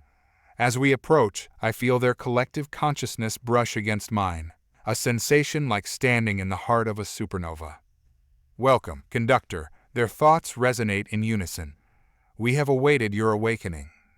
I'm taken aback. You know who I am? What I'm meant to do. A ripple of what I can only interpret as amusement passes through their collective. We know the role, if not the individual. In every cosmic cycle, a conductor arises when the symphony falters. You are this cycle's hope. Their words send a chill through my energy form. Cycle? You mean this has happened before? The resonance forms shimmer, images flickering through their collective consciousness. I see countless universes, each with its own unique symphony, rising and falling in an endless dance of creation and entropy. The dissonance is eternal, they explain. As is the harmony, it is the nature of existence itself. But now, the balance has shifted too far. The discordant grows strong. Chen, who has been silent until now, speaks up. The discordant? Are they the ones causing the disruptions we've sensed? A wave of affirmation flows from the resonance. They seek to rewrite the cosmic score, to reshape reality in their image. If they succeed, all that is, was, or ever could be will be undone. The gravity of the situation settles over me like a cosmic weight. How do we stop them? How do I conduct? In response, the resonance begin to sing. It's not sound as we know it, but pure energy, vibrating in perfect harmony with the universe itself. As their song washes over me, I feel something awaken deep within my being. Instinctively, I reach out, not with hands or thoughts, but with my very essence. The cosmic symphony surrounds me, and for the first time, I truly hear it in all its complexity. The melody of galaxies, the rhythm of pulsars, the haunting solo of a black hole devouring a star. And there, beneath it all, the dissonance, a jarring counterpoint that threatens to overwhelm the entire composition. With a thought, I adjust the harmony, subtly shifting the cosmic frequencies. The nearby stars pulse in response, their light momentarily intensifying. Incredible, Chen breathes, his semi-ascended senses allowing him to perceive a fraction of what I'm experiencing. The resonant song fades, leaving behind a sense of potential, of power waiting to be tapped. You begin to understand, conductor. But this is merely the first note in a vast symphony. You must gather more allies, learn to harness the full power of the cosmic orchestra. I nod, already feeling the pull of other cosmic instruments waiting to be tuned. Where do we go next? The resonance form coalesces into a map of the universe, a particular sector glowing brightly. Seek the quantum collective. They guard the cosmic tempo, the underlying beat of reality itself. But beware, the discordant will not sit idle while you gather your orchestra. As if summoned by their words, a wave of dissonance washes over us, stronger than any we've felt before. Reality buckles, stars flickering like candles in a storm. Go, the resonance urge, their form already beginning to disperse. We will hold the harmony here as long as we can. The fate of all rests in your hands, conductor. With a final pulse of gratitude, I reach out to Chen. Together, we dive into the cosmic currents, racing towards our next destination. As we travel, I can't help but ponder the enormity of the task before us. The universe itself is at stake, and I, once a simple human from Earth, am somehow the key to its salvation. The irony isn't lost on me. In becoming less human, in touching the very fabric of cosmic reality, I find myself fighting for the most human of causes, the right to exist, to grow, to create our own destiny. The next movement of our cosmic symphony awaits, and with it, I suspect, challenges beyond anything we've faced before. The journey to the quantum collective is a symphony in itself. Chen and I traverse cosmic strings, ride gravitational waves, and slip through the cracks between dimensions. All the while, I practice my newfound conducting skills, making minute adjustments to the cosmic harmony as we pass. We arrive at our destination, a region of space that defies conventional physics. Probability clouds swirl around us, timelines branching and merging in dizzying patterns. At the heart of this quantum storm hovers a structure that simultaneously exists and doesn't exist, a paradox made manifest. The quantum collective, I murmur, my thoughts rippling through the fabric of reality. Chen's semi-ascended form flickers rapidly, struggling to maintain coherence in this realm of pure possibility. How do we even communicate with them? They exist in a state of quantum superposition. Before I can respond, a voice, or rather, an infinite number of voices speaking in perfect unison, resonates through our consciousness. We are all possibilities, and no possibility. We are the rhythm beneath reality, the beat to which atoms dance. Welcome, conductor, to the realm of infinite potential. I gather my thoughts, acutely aware that every word, every intention, splits reality into countless branches here. Great quantum collective, we seek your aid. The cosmic symphony is falling out of tune, and we are aware, the collective interrupts, their voice a cascade of probabilities. We have observed 10 circumflex 500 potential futures. In 99.9999% of them, reality unravels. The discordant grows strong. Chen's form stabilizes slightly as he focuses his thoughts. Then you'll help us? Join our cosmic orchestra. The quantum collective's response is a burst of conflicting probabilities that makes my non-corporeal form shudder. It is not so simple. We are bound by the laws of quantum observation. To choose a single path is to collapse infinite potential. We cannot act without fundamentally altering the nature of reality. Frustration wells up within me, a surprisingly human emotion given my current state. But if you don't act, there won't be any reality left to maintain. Suddenly, a massive wave of dissonance washes over us. The quantum realm around us destabilizes, probabilities collapsing into chaos. Through the distortion, I catch a glimpse of vast, shadowy forms, their very presence a discordant note in the cosmic symphony. The discordant, I growl, instinctively reaching out with my conductor's senses to stabilize the local harmony. Chen braces himself against the quantum storm. They've found us. The quantum collective's voice rises above the chaos, an anchor of certainty in a sea of possibility. The choice is upon us. To act is to forever change what we are. To remain neutral is to fade into oblivion. As the dissonance grows stronger, I make a desperate gamble. I open my consciousness fully, connecting to the quantum collective on a level beyond mere thought or energy. In that moment of connection, I share everything, my journey, my fears, my hopes for the future of all conscious beings. You speak of infinite potential, I project, my essence intertwining with the quantum fabric around us. But potential means nothing without the freedom to explore it. Help us preserve that freedom, not just for ourselves, but for all the possibilities you embody.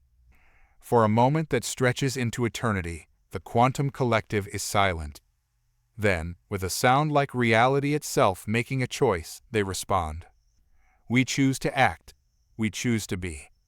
The quantum realm around us shifts, probabilities coalescing into a single, unified purpose. The quantum collective structure solidifies, becoming a massive, crystalline megastructure that pulses with unimaginable energy. We will join your orchestra, conductor, they announce, their voice now a single, powerful harmony. We will be the cosmic metronome, keeping time against the encroaching chaos. Relief washes over me, but there's no time to celebrate.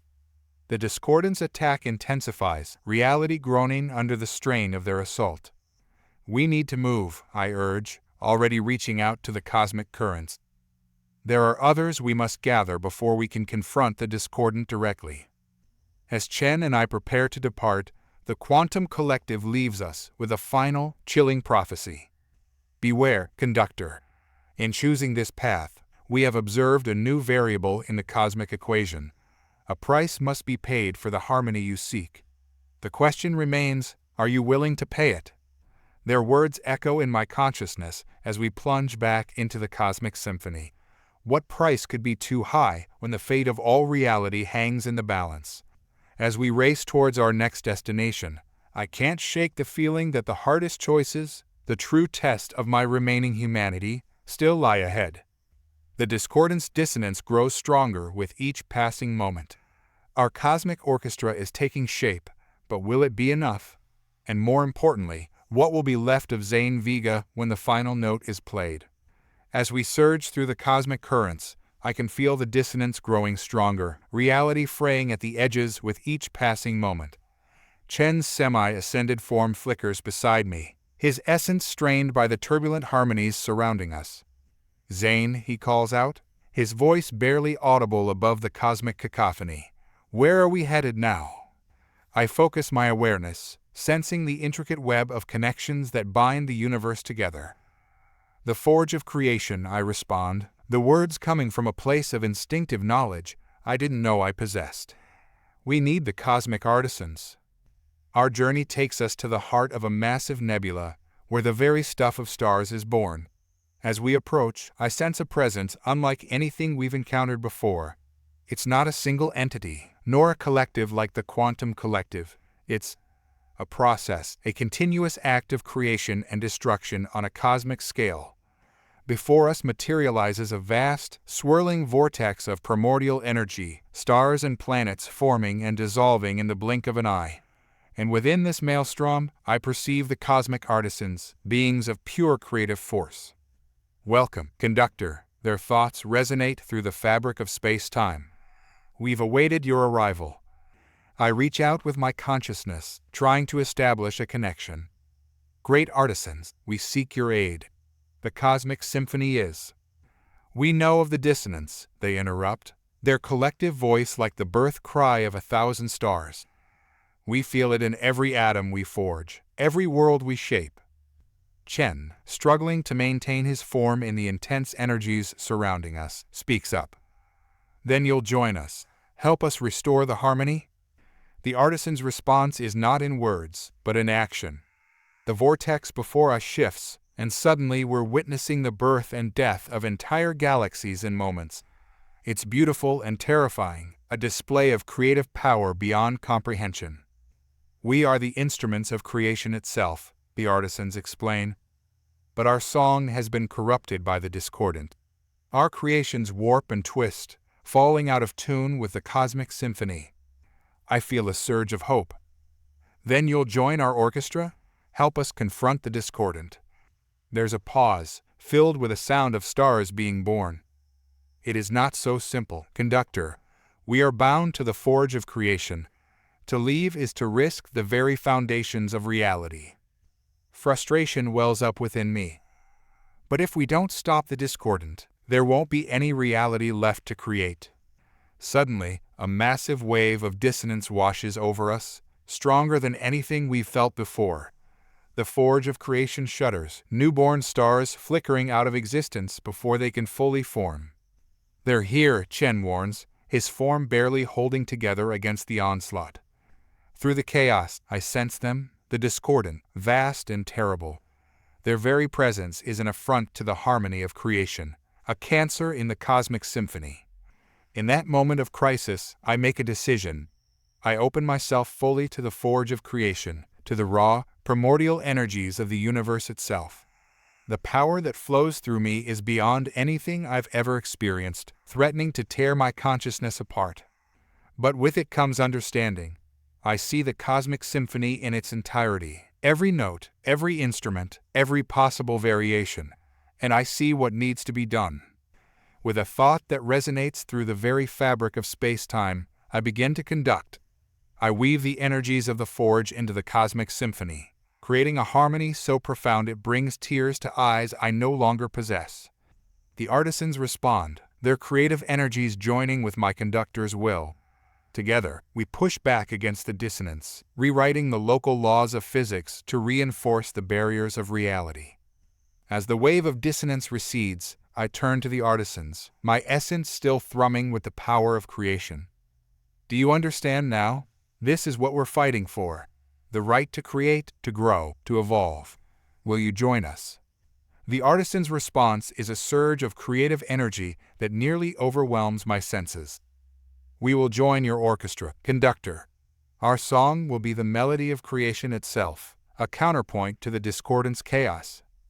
Relief washes over me, but it's short-lived. As the energies of the forge settle, I become aware of a change within myself.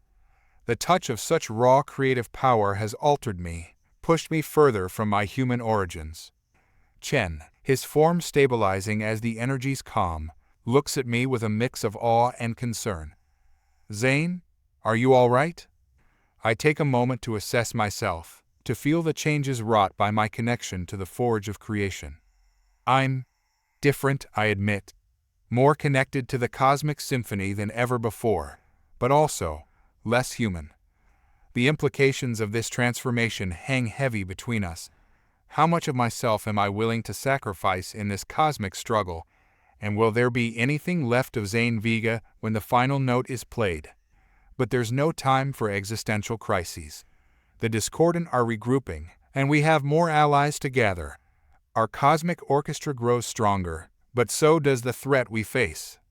As we prepare to depart the forge of creation, I can't shake the feeling that the true test, the moment that will define not just this struggle, but the very nature of consciousness and free will, still lies ahead. The symphony of the spheres plays on, building towards a crescendo that will shake the very foundations of reality. And I, once Zane Vega of Earth, now something far more and perhaps far less, must be ready to conduct the performance of a lifetime. As we depart the forge of creation, I feel the universe differently now. Each cosmic string, each quantum fluctuation, resonates with newfound clarity. It's exhilarating and terrifying in equal measure. Where to next? Chen asks, his voice tinged with concern. I can sense his unease, not just about our mission, but about the changes he's witnessing in me. I pause, letting the cosmic currents flow through my consciousness. The Void Dancers, I reply, the name coming to me like a half-remembered song. We need their entropy to balance our creation. Our journey takes us to the edges of known space, where the cosmic symphony fades to a whisper. Here, in the vast emptiness between galactic superclusters, we find them, beings of living void, their very existence a paradox. The Void Dancers swirl around us, their non forms a dizzying ballet of nothingness. Their voice, when it comes, is the absence of sound, a silence so profound it speaks volumes. Conductor, they acknowledge, their thoughts the antithesis of thought. You bring discord to our dance. I reach out, trying to establish a connection with these beings of unbeing. Great Void Dancers, we seek your aid. The cosmic symphony is under threat, and we need your unique perspective to restore balance. Their response is a swirling vortex of emptiness that threatens to engulf us. Chen's form wavers, nearly coming apart in the face of such pure entropy. Balance? The Void Dancer's non-voice resonates. We are balanced. The end of all things, the reset button of the universe. Why should we care for your symphony? I take a moment, considering my words carefully. Then, drawing on my newfound connection to the cosmic all, I begin to conduct. I weave the surrounding void into the symphony, creating a haunting counterpoint to the song of creation. The Void Dancers pause in their eternal dance, sensing the change in the cosmic music. You understand, they whisper in voices of oblivion. Creation and destruction, sound and silence, being and non-being, all part of the greater whole. Exactly, I reply, maintaining the delicate harmony. The discordant threaten this balance. They seek to rewrite the cosmic score, to end the dance entirely. Suddenly, a massive wave of dissonance crashes over us, stronger than anything we've encountered before. Reality itself seems to scream, the very fabric of space-time buckling under the assault. Through the chaos, I sense them, the discordant, closer and more terrible than ever before. Their presence is a wound in the universe, a cancer spreading through the cosmic symphony. In this moment of crisis, I make a desperate gamble. I open myself fully to the void, letting the entropy of unbeing flow through me. It's agonizing, the antithesis of my role as conductor, as a force of creation and order. But in that pain, in that brush with oblivion, I find a profound truth. The cosmic symphony needs its rests, its moments of silence, as much as it needs its crescendos. The Void Dancers aren't our enemies, they're an essential part of the universal chorus. With this realization, I begin to conduct anew. I weave the void into our defense, using entropy itself to erode the discordant's assault. The Void Dancers, sensing the shift in the cosmic balance, join in, their dance of on-being becoming a powerful movement in our growing symphony. As the wave of dissonance recedes, I turn to the Void Dancers, my essence now flickering between being and non-being. Do you see now? This is what we fight for. Not just creation, but the entire cycle. The dance of everything and nothing. Will you join us? The Void Dancer's response is a surge of entropy that nearly unmakes us. But within that rush of unbeing, I sense agreement, even excitement. We will join your orchestra, conductor. Our silence will be the canvas upon which your symphony is painted. Relief washes over me, but it's tempered by the realization of what this latest encounter has cost. I've touched the void, let entropy into my very being. I'm even further from the human I once was, balanced now on the knife edge between existence and oblivion. Chen, his form solidifying as the energies stabilize, looks at me with a mixture of awe and fear. Zane, what's happening to you? I take a moment to assess myself, to feel the profound changes wrought by my communion with the Void Dancers. I'm becoming the conductor the universe needs, I reply, my voice resonating with both creation and entropy. But I'm not sure how much of Zane Vega will be left when this is over. The weight of this transformation hangs heavy between us. How much of myself am I willing to sacrifice in this cosmic struggle? And what will be the cost of our final confrontation with the discordant? But there's no time for existential crises. Our cosmic orchestra grows stronger, but so does the threat we face. The discordant are no longer content to lurk in the shadows, their assaults growing bolder and more destructive. As we prepare to depart, gathering the threads of our expanding symphony, I sense that we're approaching the final movement of this cosmic opus. The stage is nearly set for our confrontation with the discordant. And I, once Zane Vega of Earth, now a being balanced between creation and entropy, order and chaos, must be ready to conduct the performance that will determine the fate of all reality. The harmony of the spheres builds towards its ultimate crescendo, and the universe itself holds its breath, waiting to see which song will define its future. The cosmic currents carry us towards our final destination, the eye of the storm where the discordant's influence is strongest. Our orchestra, a symphony of creation, entropy, quantum potential, and primordial force, resonates through the fabric of reality. As we travel, I feel the changes within me deepening. I'm no longer just conducting the cosmic symphony, I'm becoming one with it. Every quark, every string, every dimension sings to me, through me. It's beautiful and terrifying in equal measure.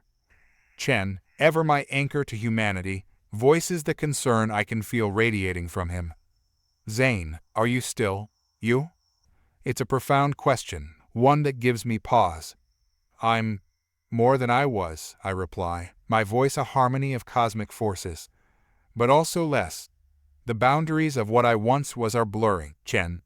I can feel the entire universe within me, and myself within it. Before Chen can respond, we arrive at our destination, a nexus point where multiple realities converge. Here, the dissonance is overwhelming, reality itself wavering like a mirage in the desert.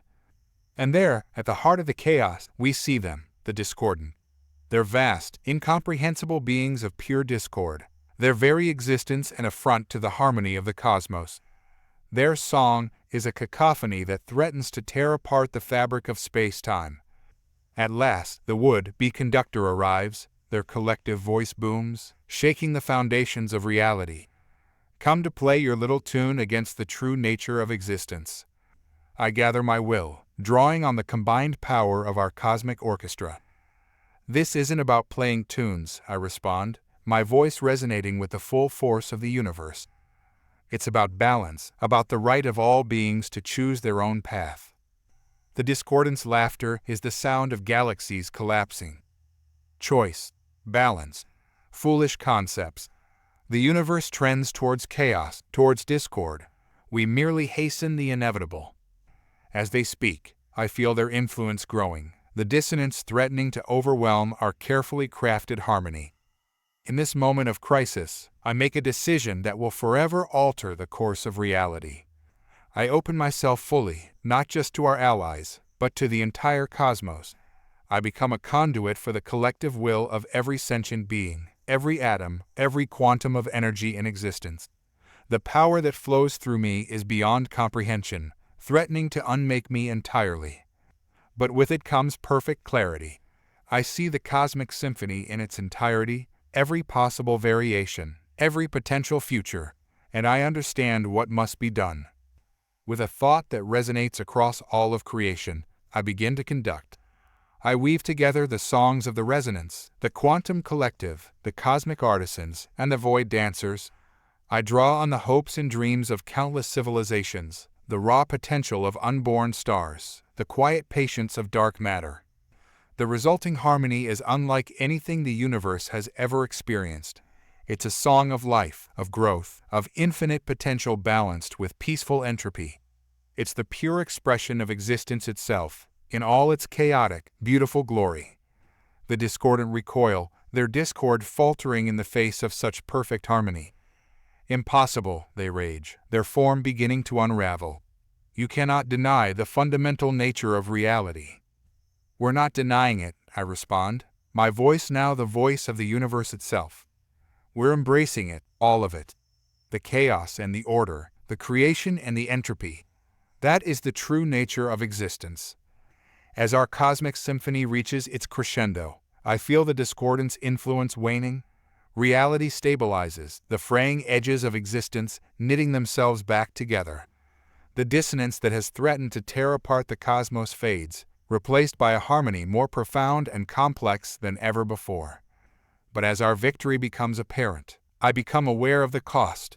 The being that was once Zane Vega is gone, dissolved into the cosmic all. I am the conductor, the harmony of the sphere's given consciousness. Chen, his form barely maintaining coherence in the face of such cosmic forces, reaches out to me. Zane, are you still in there? I focus my vast consciousness, coalescing a small part of myself into a form recognizable to my old friend. I am here, Chen, and I am everywhere. Zane Vega is gone, but his essence, his humanity, lives on as part of the cosmic symphony. As the last echoes of our universal chorus fade, I feel the cosmos settling into a new equilibrium. The threat of the discordant is gone, but so is the simple existence I once knew. I am now the guardian of cosmic harmony, the conductor of a never-ending symphony of reality. Chen, tears in his eyes, asks the question I know weighs heavily on him. What now? What becomes of humanity, of all the beings in the universe? I extend my awareness, feeling the infinite possibilities that lie before us. Now, old friend, we grow. We explore. We create. The cosmic symphony plays on, and every being in existence is both performer and audience. As Chen and I prepare to part ways, him to return to the realm of mortals, me to assume my role as cosmic conductor, I'm filled with a profound sense of both loss and possibility. Zane Vega is gone, but the harmony he helped create will resonate through eternity. The universe sings on, a symphony of infinite complexity and beauty, and I, the conductor, will ensure that every voice, from the mightiest galaxy to the humblest quark, has its part to play in the grand cosmic opus. Time loses all meaning when you're the living embodiment of cosmic harmony. Eons pass like heartbeats as I conduct the grand symphony of existence. Galaxies dance to my tune, black holes hum in perfect resonance, and the very fabric of space-time ripples with melodious energy. But even as I revel in the infinite complexity of the cosmos, a small part of me, the echo of Zane Vega, yearns for something more human. It's this lingering humanity that draws my attention to a familiar solar system, a blue planet third from its sun. Earth, my old home, has changed dramatically since I last walked its surface as a mortal man. Humanity has evolved, both technologically and spiritually, reaching for the stars while also delving deep into the mysteries of consciousness. I focus my vast awareness, condensing a fraction of my being into a form that can interact with the mortal realm. As I materialize in Earth's orbit, I sense a presence approaching, a semi-ascended being whose energy signature is achingly familiar. I wondered when you'd come back, Admiral Chen's voice reaches me, tinged with both age and power. He's changed, no longer the man I once knew, but a being hovering on the brink of full ascension. Chen, I respond, my voice resonating with a harmony of distant stars. It's good to see you, old friend. How long has it been? Chen's form flickers, a rueful smile playing across his energy-infused features. About 1,000 years, give or take. Time flies when you're safeguarding humanity's evolution, doesn't it? 1,000 years. To me, it feels like both an eternity and a mere moment. And how fair is humanity? The last time I truly looked, you were just beginning to grasp the fundamentals of cosmic harmony. Chen gestures towards the planet below, his movement leaving trails of quantum possibilities in its wake. See for yourself. We've come a long way, thanks in no small part to the path you showed us. I extend my senses, marveling at what humanity has become. Cities of crystal and light dot the planet's surface, their structures resonating in perfect harmony with the Earth's natural frequencies. Humans, their consciousness expanded far beyond their physical forms, commune with the cosmic symphony in ways I never thought possible. But as I delve deeper, I sense something else, a discordant note hidden beneath the surface of this seeming utopia. "Chen," I say, my voice laden with concern, "what's happening down there?" Chen's form dims slightly, his energy fluctuating with what I recognize as guilt. "We've hit a snag in our evolution. There's a growing faction that believes we've lost touch with our humanity in our quest for cosmic enlightenment. They call themselves the Earthbound, and they're pushing for a return to our biological roots." I probe further, feeling the tensions bubbling beneath the harmonious surface. The Earthbound movement is stronger than Chen's words suggest, their influence spreading like ripples in a cosmic pond. "This is dangerous, Chen," I warn, my voice carrying the weight of universal knowledge. "Humanity stands at a crucial juncture. The choice you make now will echo through eternity." Chen nods, his form solidifying as he faces the gravity of the situation. "I know. That's why I've been hoping you'd return. We need guidance, Zane. We need the conductor." His words stir something within me, awakening the last vestiges of Zane Vega that still exist within my cosmic consciousness. For the first time in a millennium, I feel torn between my duty as the conductor and my lingering connection to humanity. "I'm not sure I can intervene directly," I say, the cosmic symphony humming with my indecision. "The balance is delicate. My influence could tip the scales too far." But even as I speak, I feel the cosmic currents shifting, urging me towards action. The fate of humanity, it seems, is intrinsically linked to the harmony of the universe itself. Perhaps, I muse, an idea forming in the vast expanse of my consciousness. There's a way to guide without interfering, to remind humanity of its place in the cosmic symphony without drowning out its unique voice. Chen's eyes light up with hope. "What do you have in mind?" As I prepare to answer, to set in motion events that will shape the future of not just humanity, but the entire cosmos, I'm acutely aware of the weight of this moment. The conductor and Zane Vega, cosmic harmony and human spirit, must find a way to work in concert. The next movement of this celestial symphony is about to begin, and its notes will resonate through the very fabric of existence itself. I reach out with my cosmic awareness, gently touching the minds of every human on Earth. Not to control or influence, but to listen, to understand. The cacophony of thoughts and emotions is overwhelming at first, a stark reminder of the beautiful chaos that is humanity. "I have an idea," I tell Chen, my voice resonating with newfound purpose. "But I'll need your help, old friend. We're going to remind humanity of its roots while showing them their cosmic potential." Chen nods, his form shimmering with anticipation. "Whatever you need, Zane. Or should I call you conductor now?" I pause, considering. For this, I think I need to be Zane again, at least a little bit. The conductor can guide the cosmos, but Zane Vega might be what humanity needs right now. With a thought, I begin to reshape my energy form, condensing eons of cosmic awareness into something more human. It's an odd sensation, like trying to pour an ocean into a teacup. But as I feel limbs solidifying, a heart beginning to beat, I'm flooded with long-forgotten sensations. Chen watches in awe as I complete my transformation. I stand before him, not as the ethereal conductor, but as Zane Vega, looking much as I did the day I first merged with the core fragment. Yet my eyes, Chen notes, still swirl with the colors of distant galaxies. "Incredible," Chen breathes. "But how will this help?" I smile, feeling the strange pull of facial muscles. "We're going to hold a concert, Chen. A performance that will remind humanity of its place in the cosmic symphony." Over the next few days, word spreads across the globe. The conductor, the mythical being of cosmic legend, will be performing a once-in-a-lifetime cosmic symphony. The chosen venue, fittingly, is the ancient site of Stonehenge, its megalithic structure a perfect conduit for cosmic energies. As the day arrives, millions gather at Stonehenge, with billions more watching through their enhanced consciousness. The air thrums with anticipation, the very atoms vibrating in harmony with the excitement of the crowd. I stand at the center of the stone circle, feeling the weight of countless eyes upon me. With a deep breath, I begin to conduct. At first, there's nothing but silence. Then, slowly, a low hum begins to build. It's the sound of Earth itself, the resonant frequency of our planet as it hurtles through space.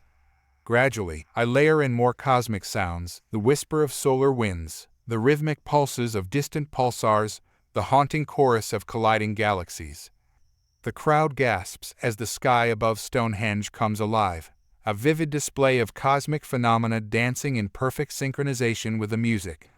They're witnessing the birth of stars, the death of galaxies, the eternal dance of creation and entropy.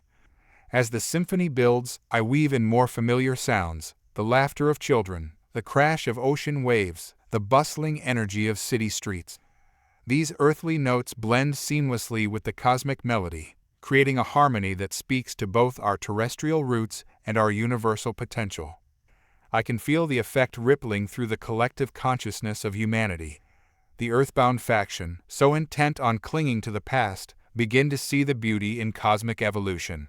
Those who had lost touch with their humanity in the quest for enlightenment rediscover the simple joys of existence.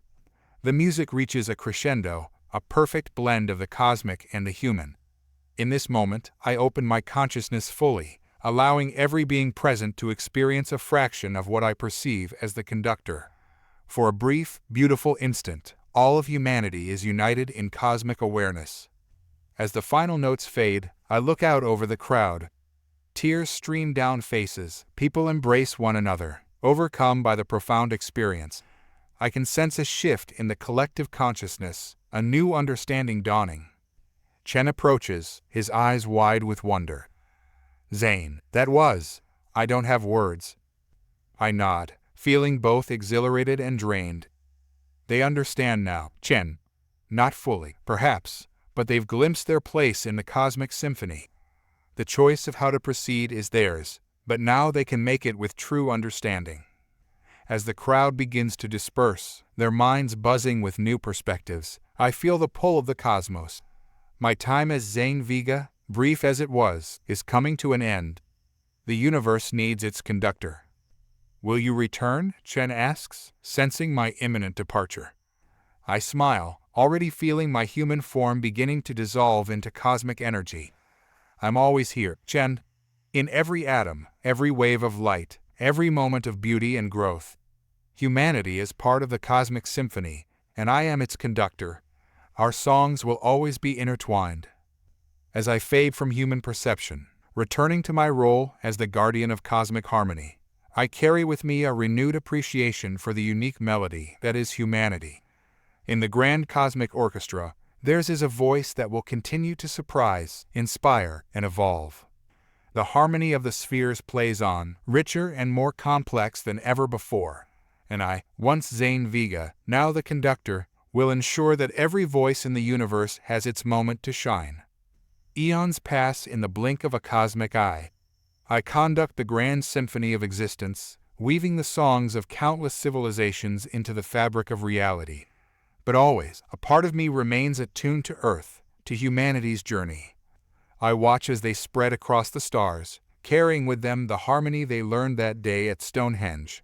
They face challenges, setbacks, moments of discord, but always they find their way back to the melody.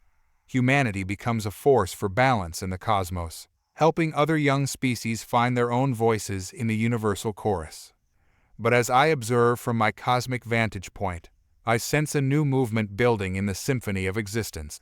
It's subtle at first, a faint dissonance at the edges of reality.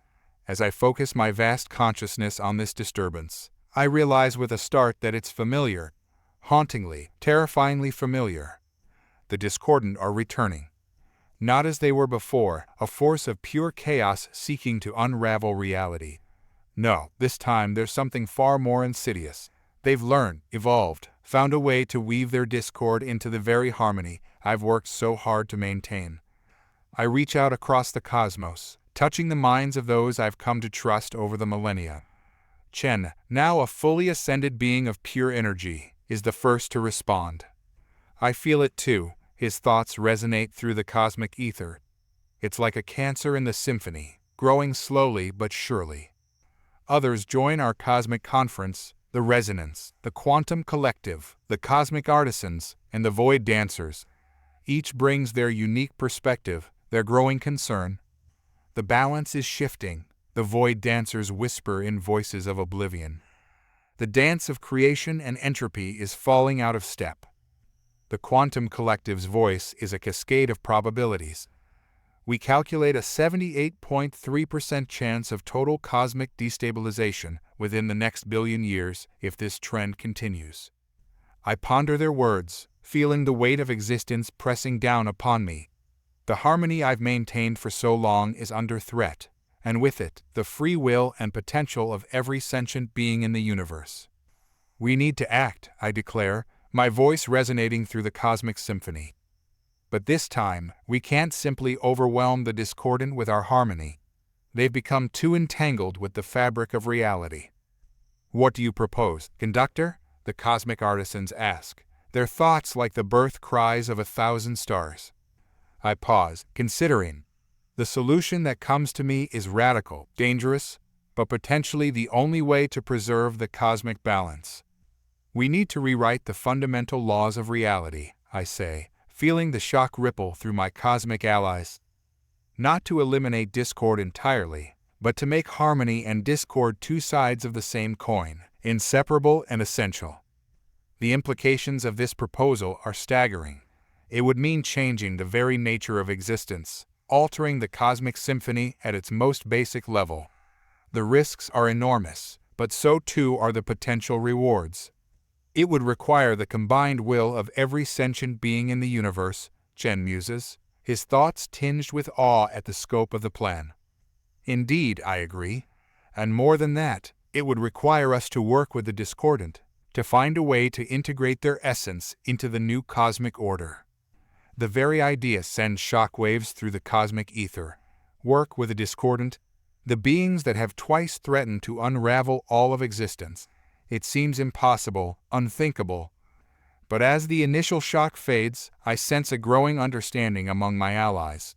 They see, as I do, that this may be our only chance to create a truly stable, truly free universe. It won't be easy, I continue, my voice carrying the weight of eons. We'll need to convince not just our allies, but every being in the cosmos, of the necessity of this change. And we'll need to find a way to communicate with the discordant, to bring them into this grand restructuring of reality. As my words fade into the cosmic background radiation, I feel a shift in the universal consciousness. Fear, yes, but also determination, hope, and a burning curiosity about what this new reality might bring. I turn my attention to Earth, to humanity, knowing that they will play a crucial role in what's to come. Their unique blend of creativity, resilience, and harmony will be essential in reshaping the cosmic order. Chen, I say, it's time for the conductor to return to Earth once more. Humanity's greatest challenge, and its greatest opportunity, awaits. As I prepare to manifest once again in the mortal realm, I'm acutely aware of the magnitude of what we're about to attempt. We stand on the brink of the greatest transformation in the history of existence. The next movement of the cosmic symphony is about to begin, and its melody will reshape the very foundations of reality itself. As I materialize on Earth, I choose a form that bridges my cosmic nature and my human origins. My body shimmers with starlight, hair flowing like solar winds, but my eyes, I know, still hold the warmth of Zane Vega. I find myself in a vast amphitheater, a structure that defies conventional physics, its architecture a blend of human ingenuity and cosmic design.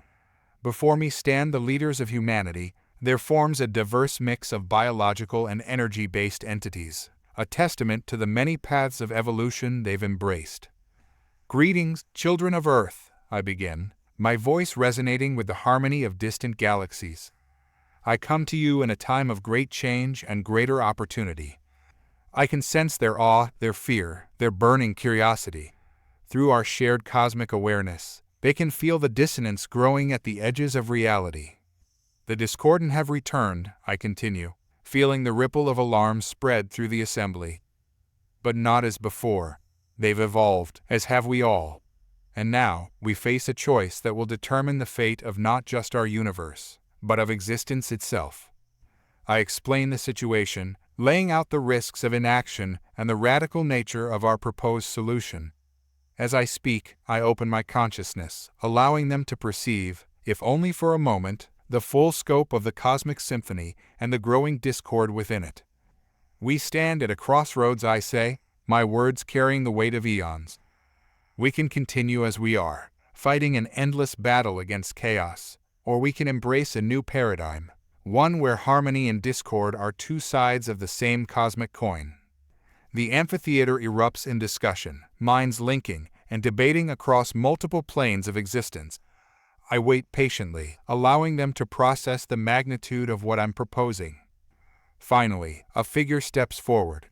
I recognize him instantly, a descendant of Admiral Chen, carrying his ancestors' spirit and wisdom. "Conductor," he says, his voice steady despite the gravity of the moment. "You're asking us to fundamentally change the nature of reality.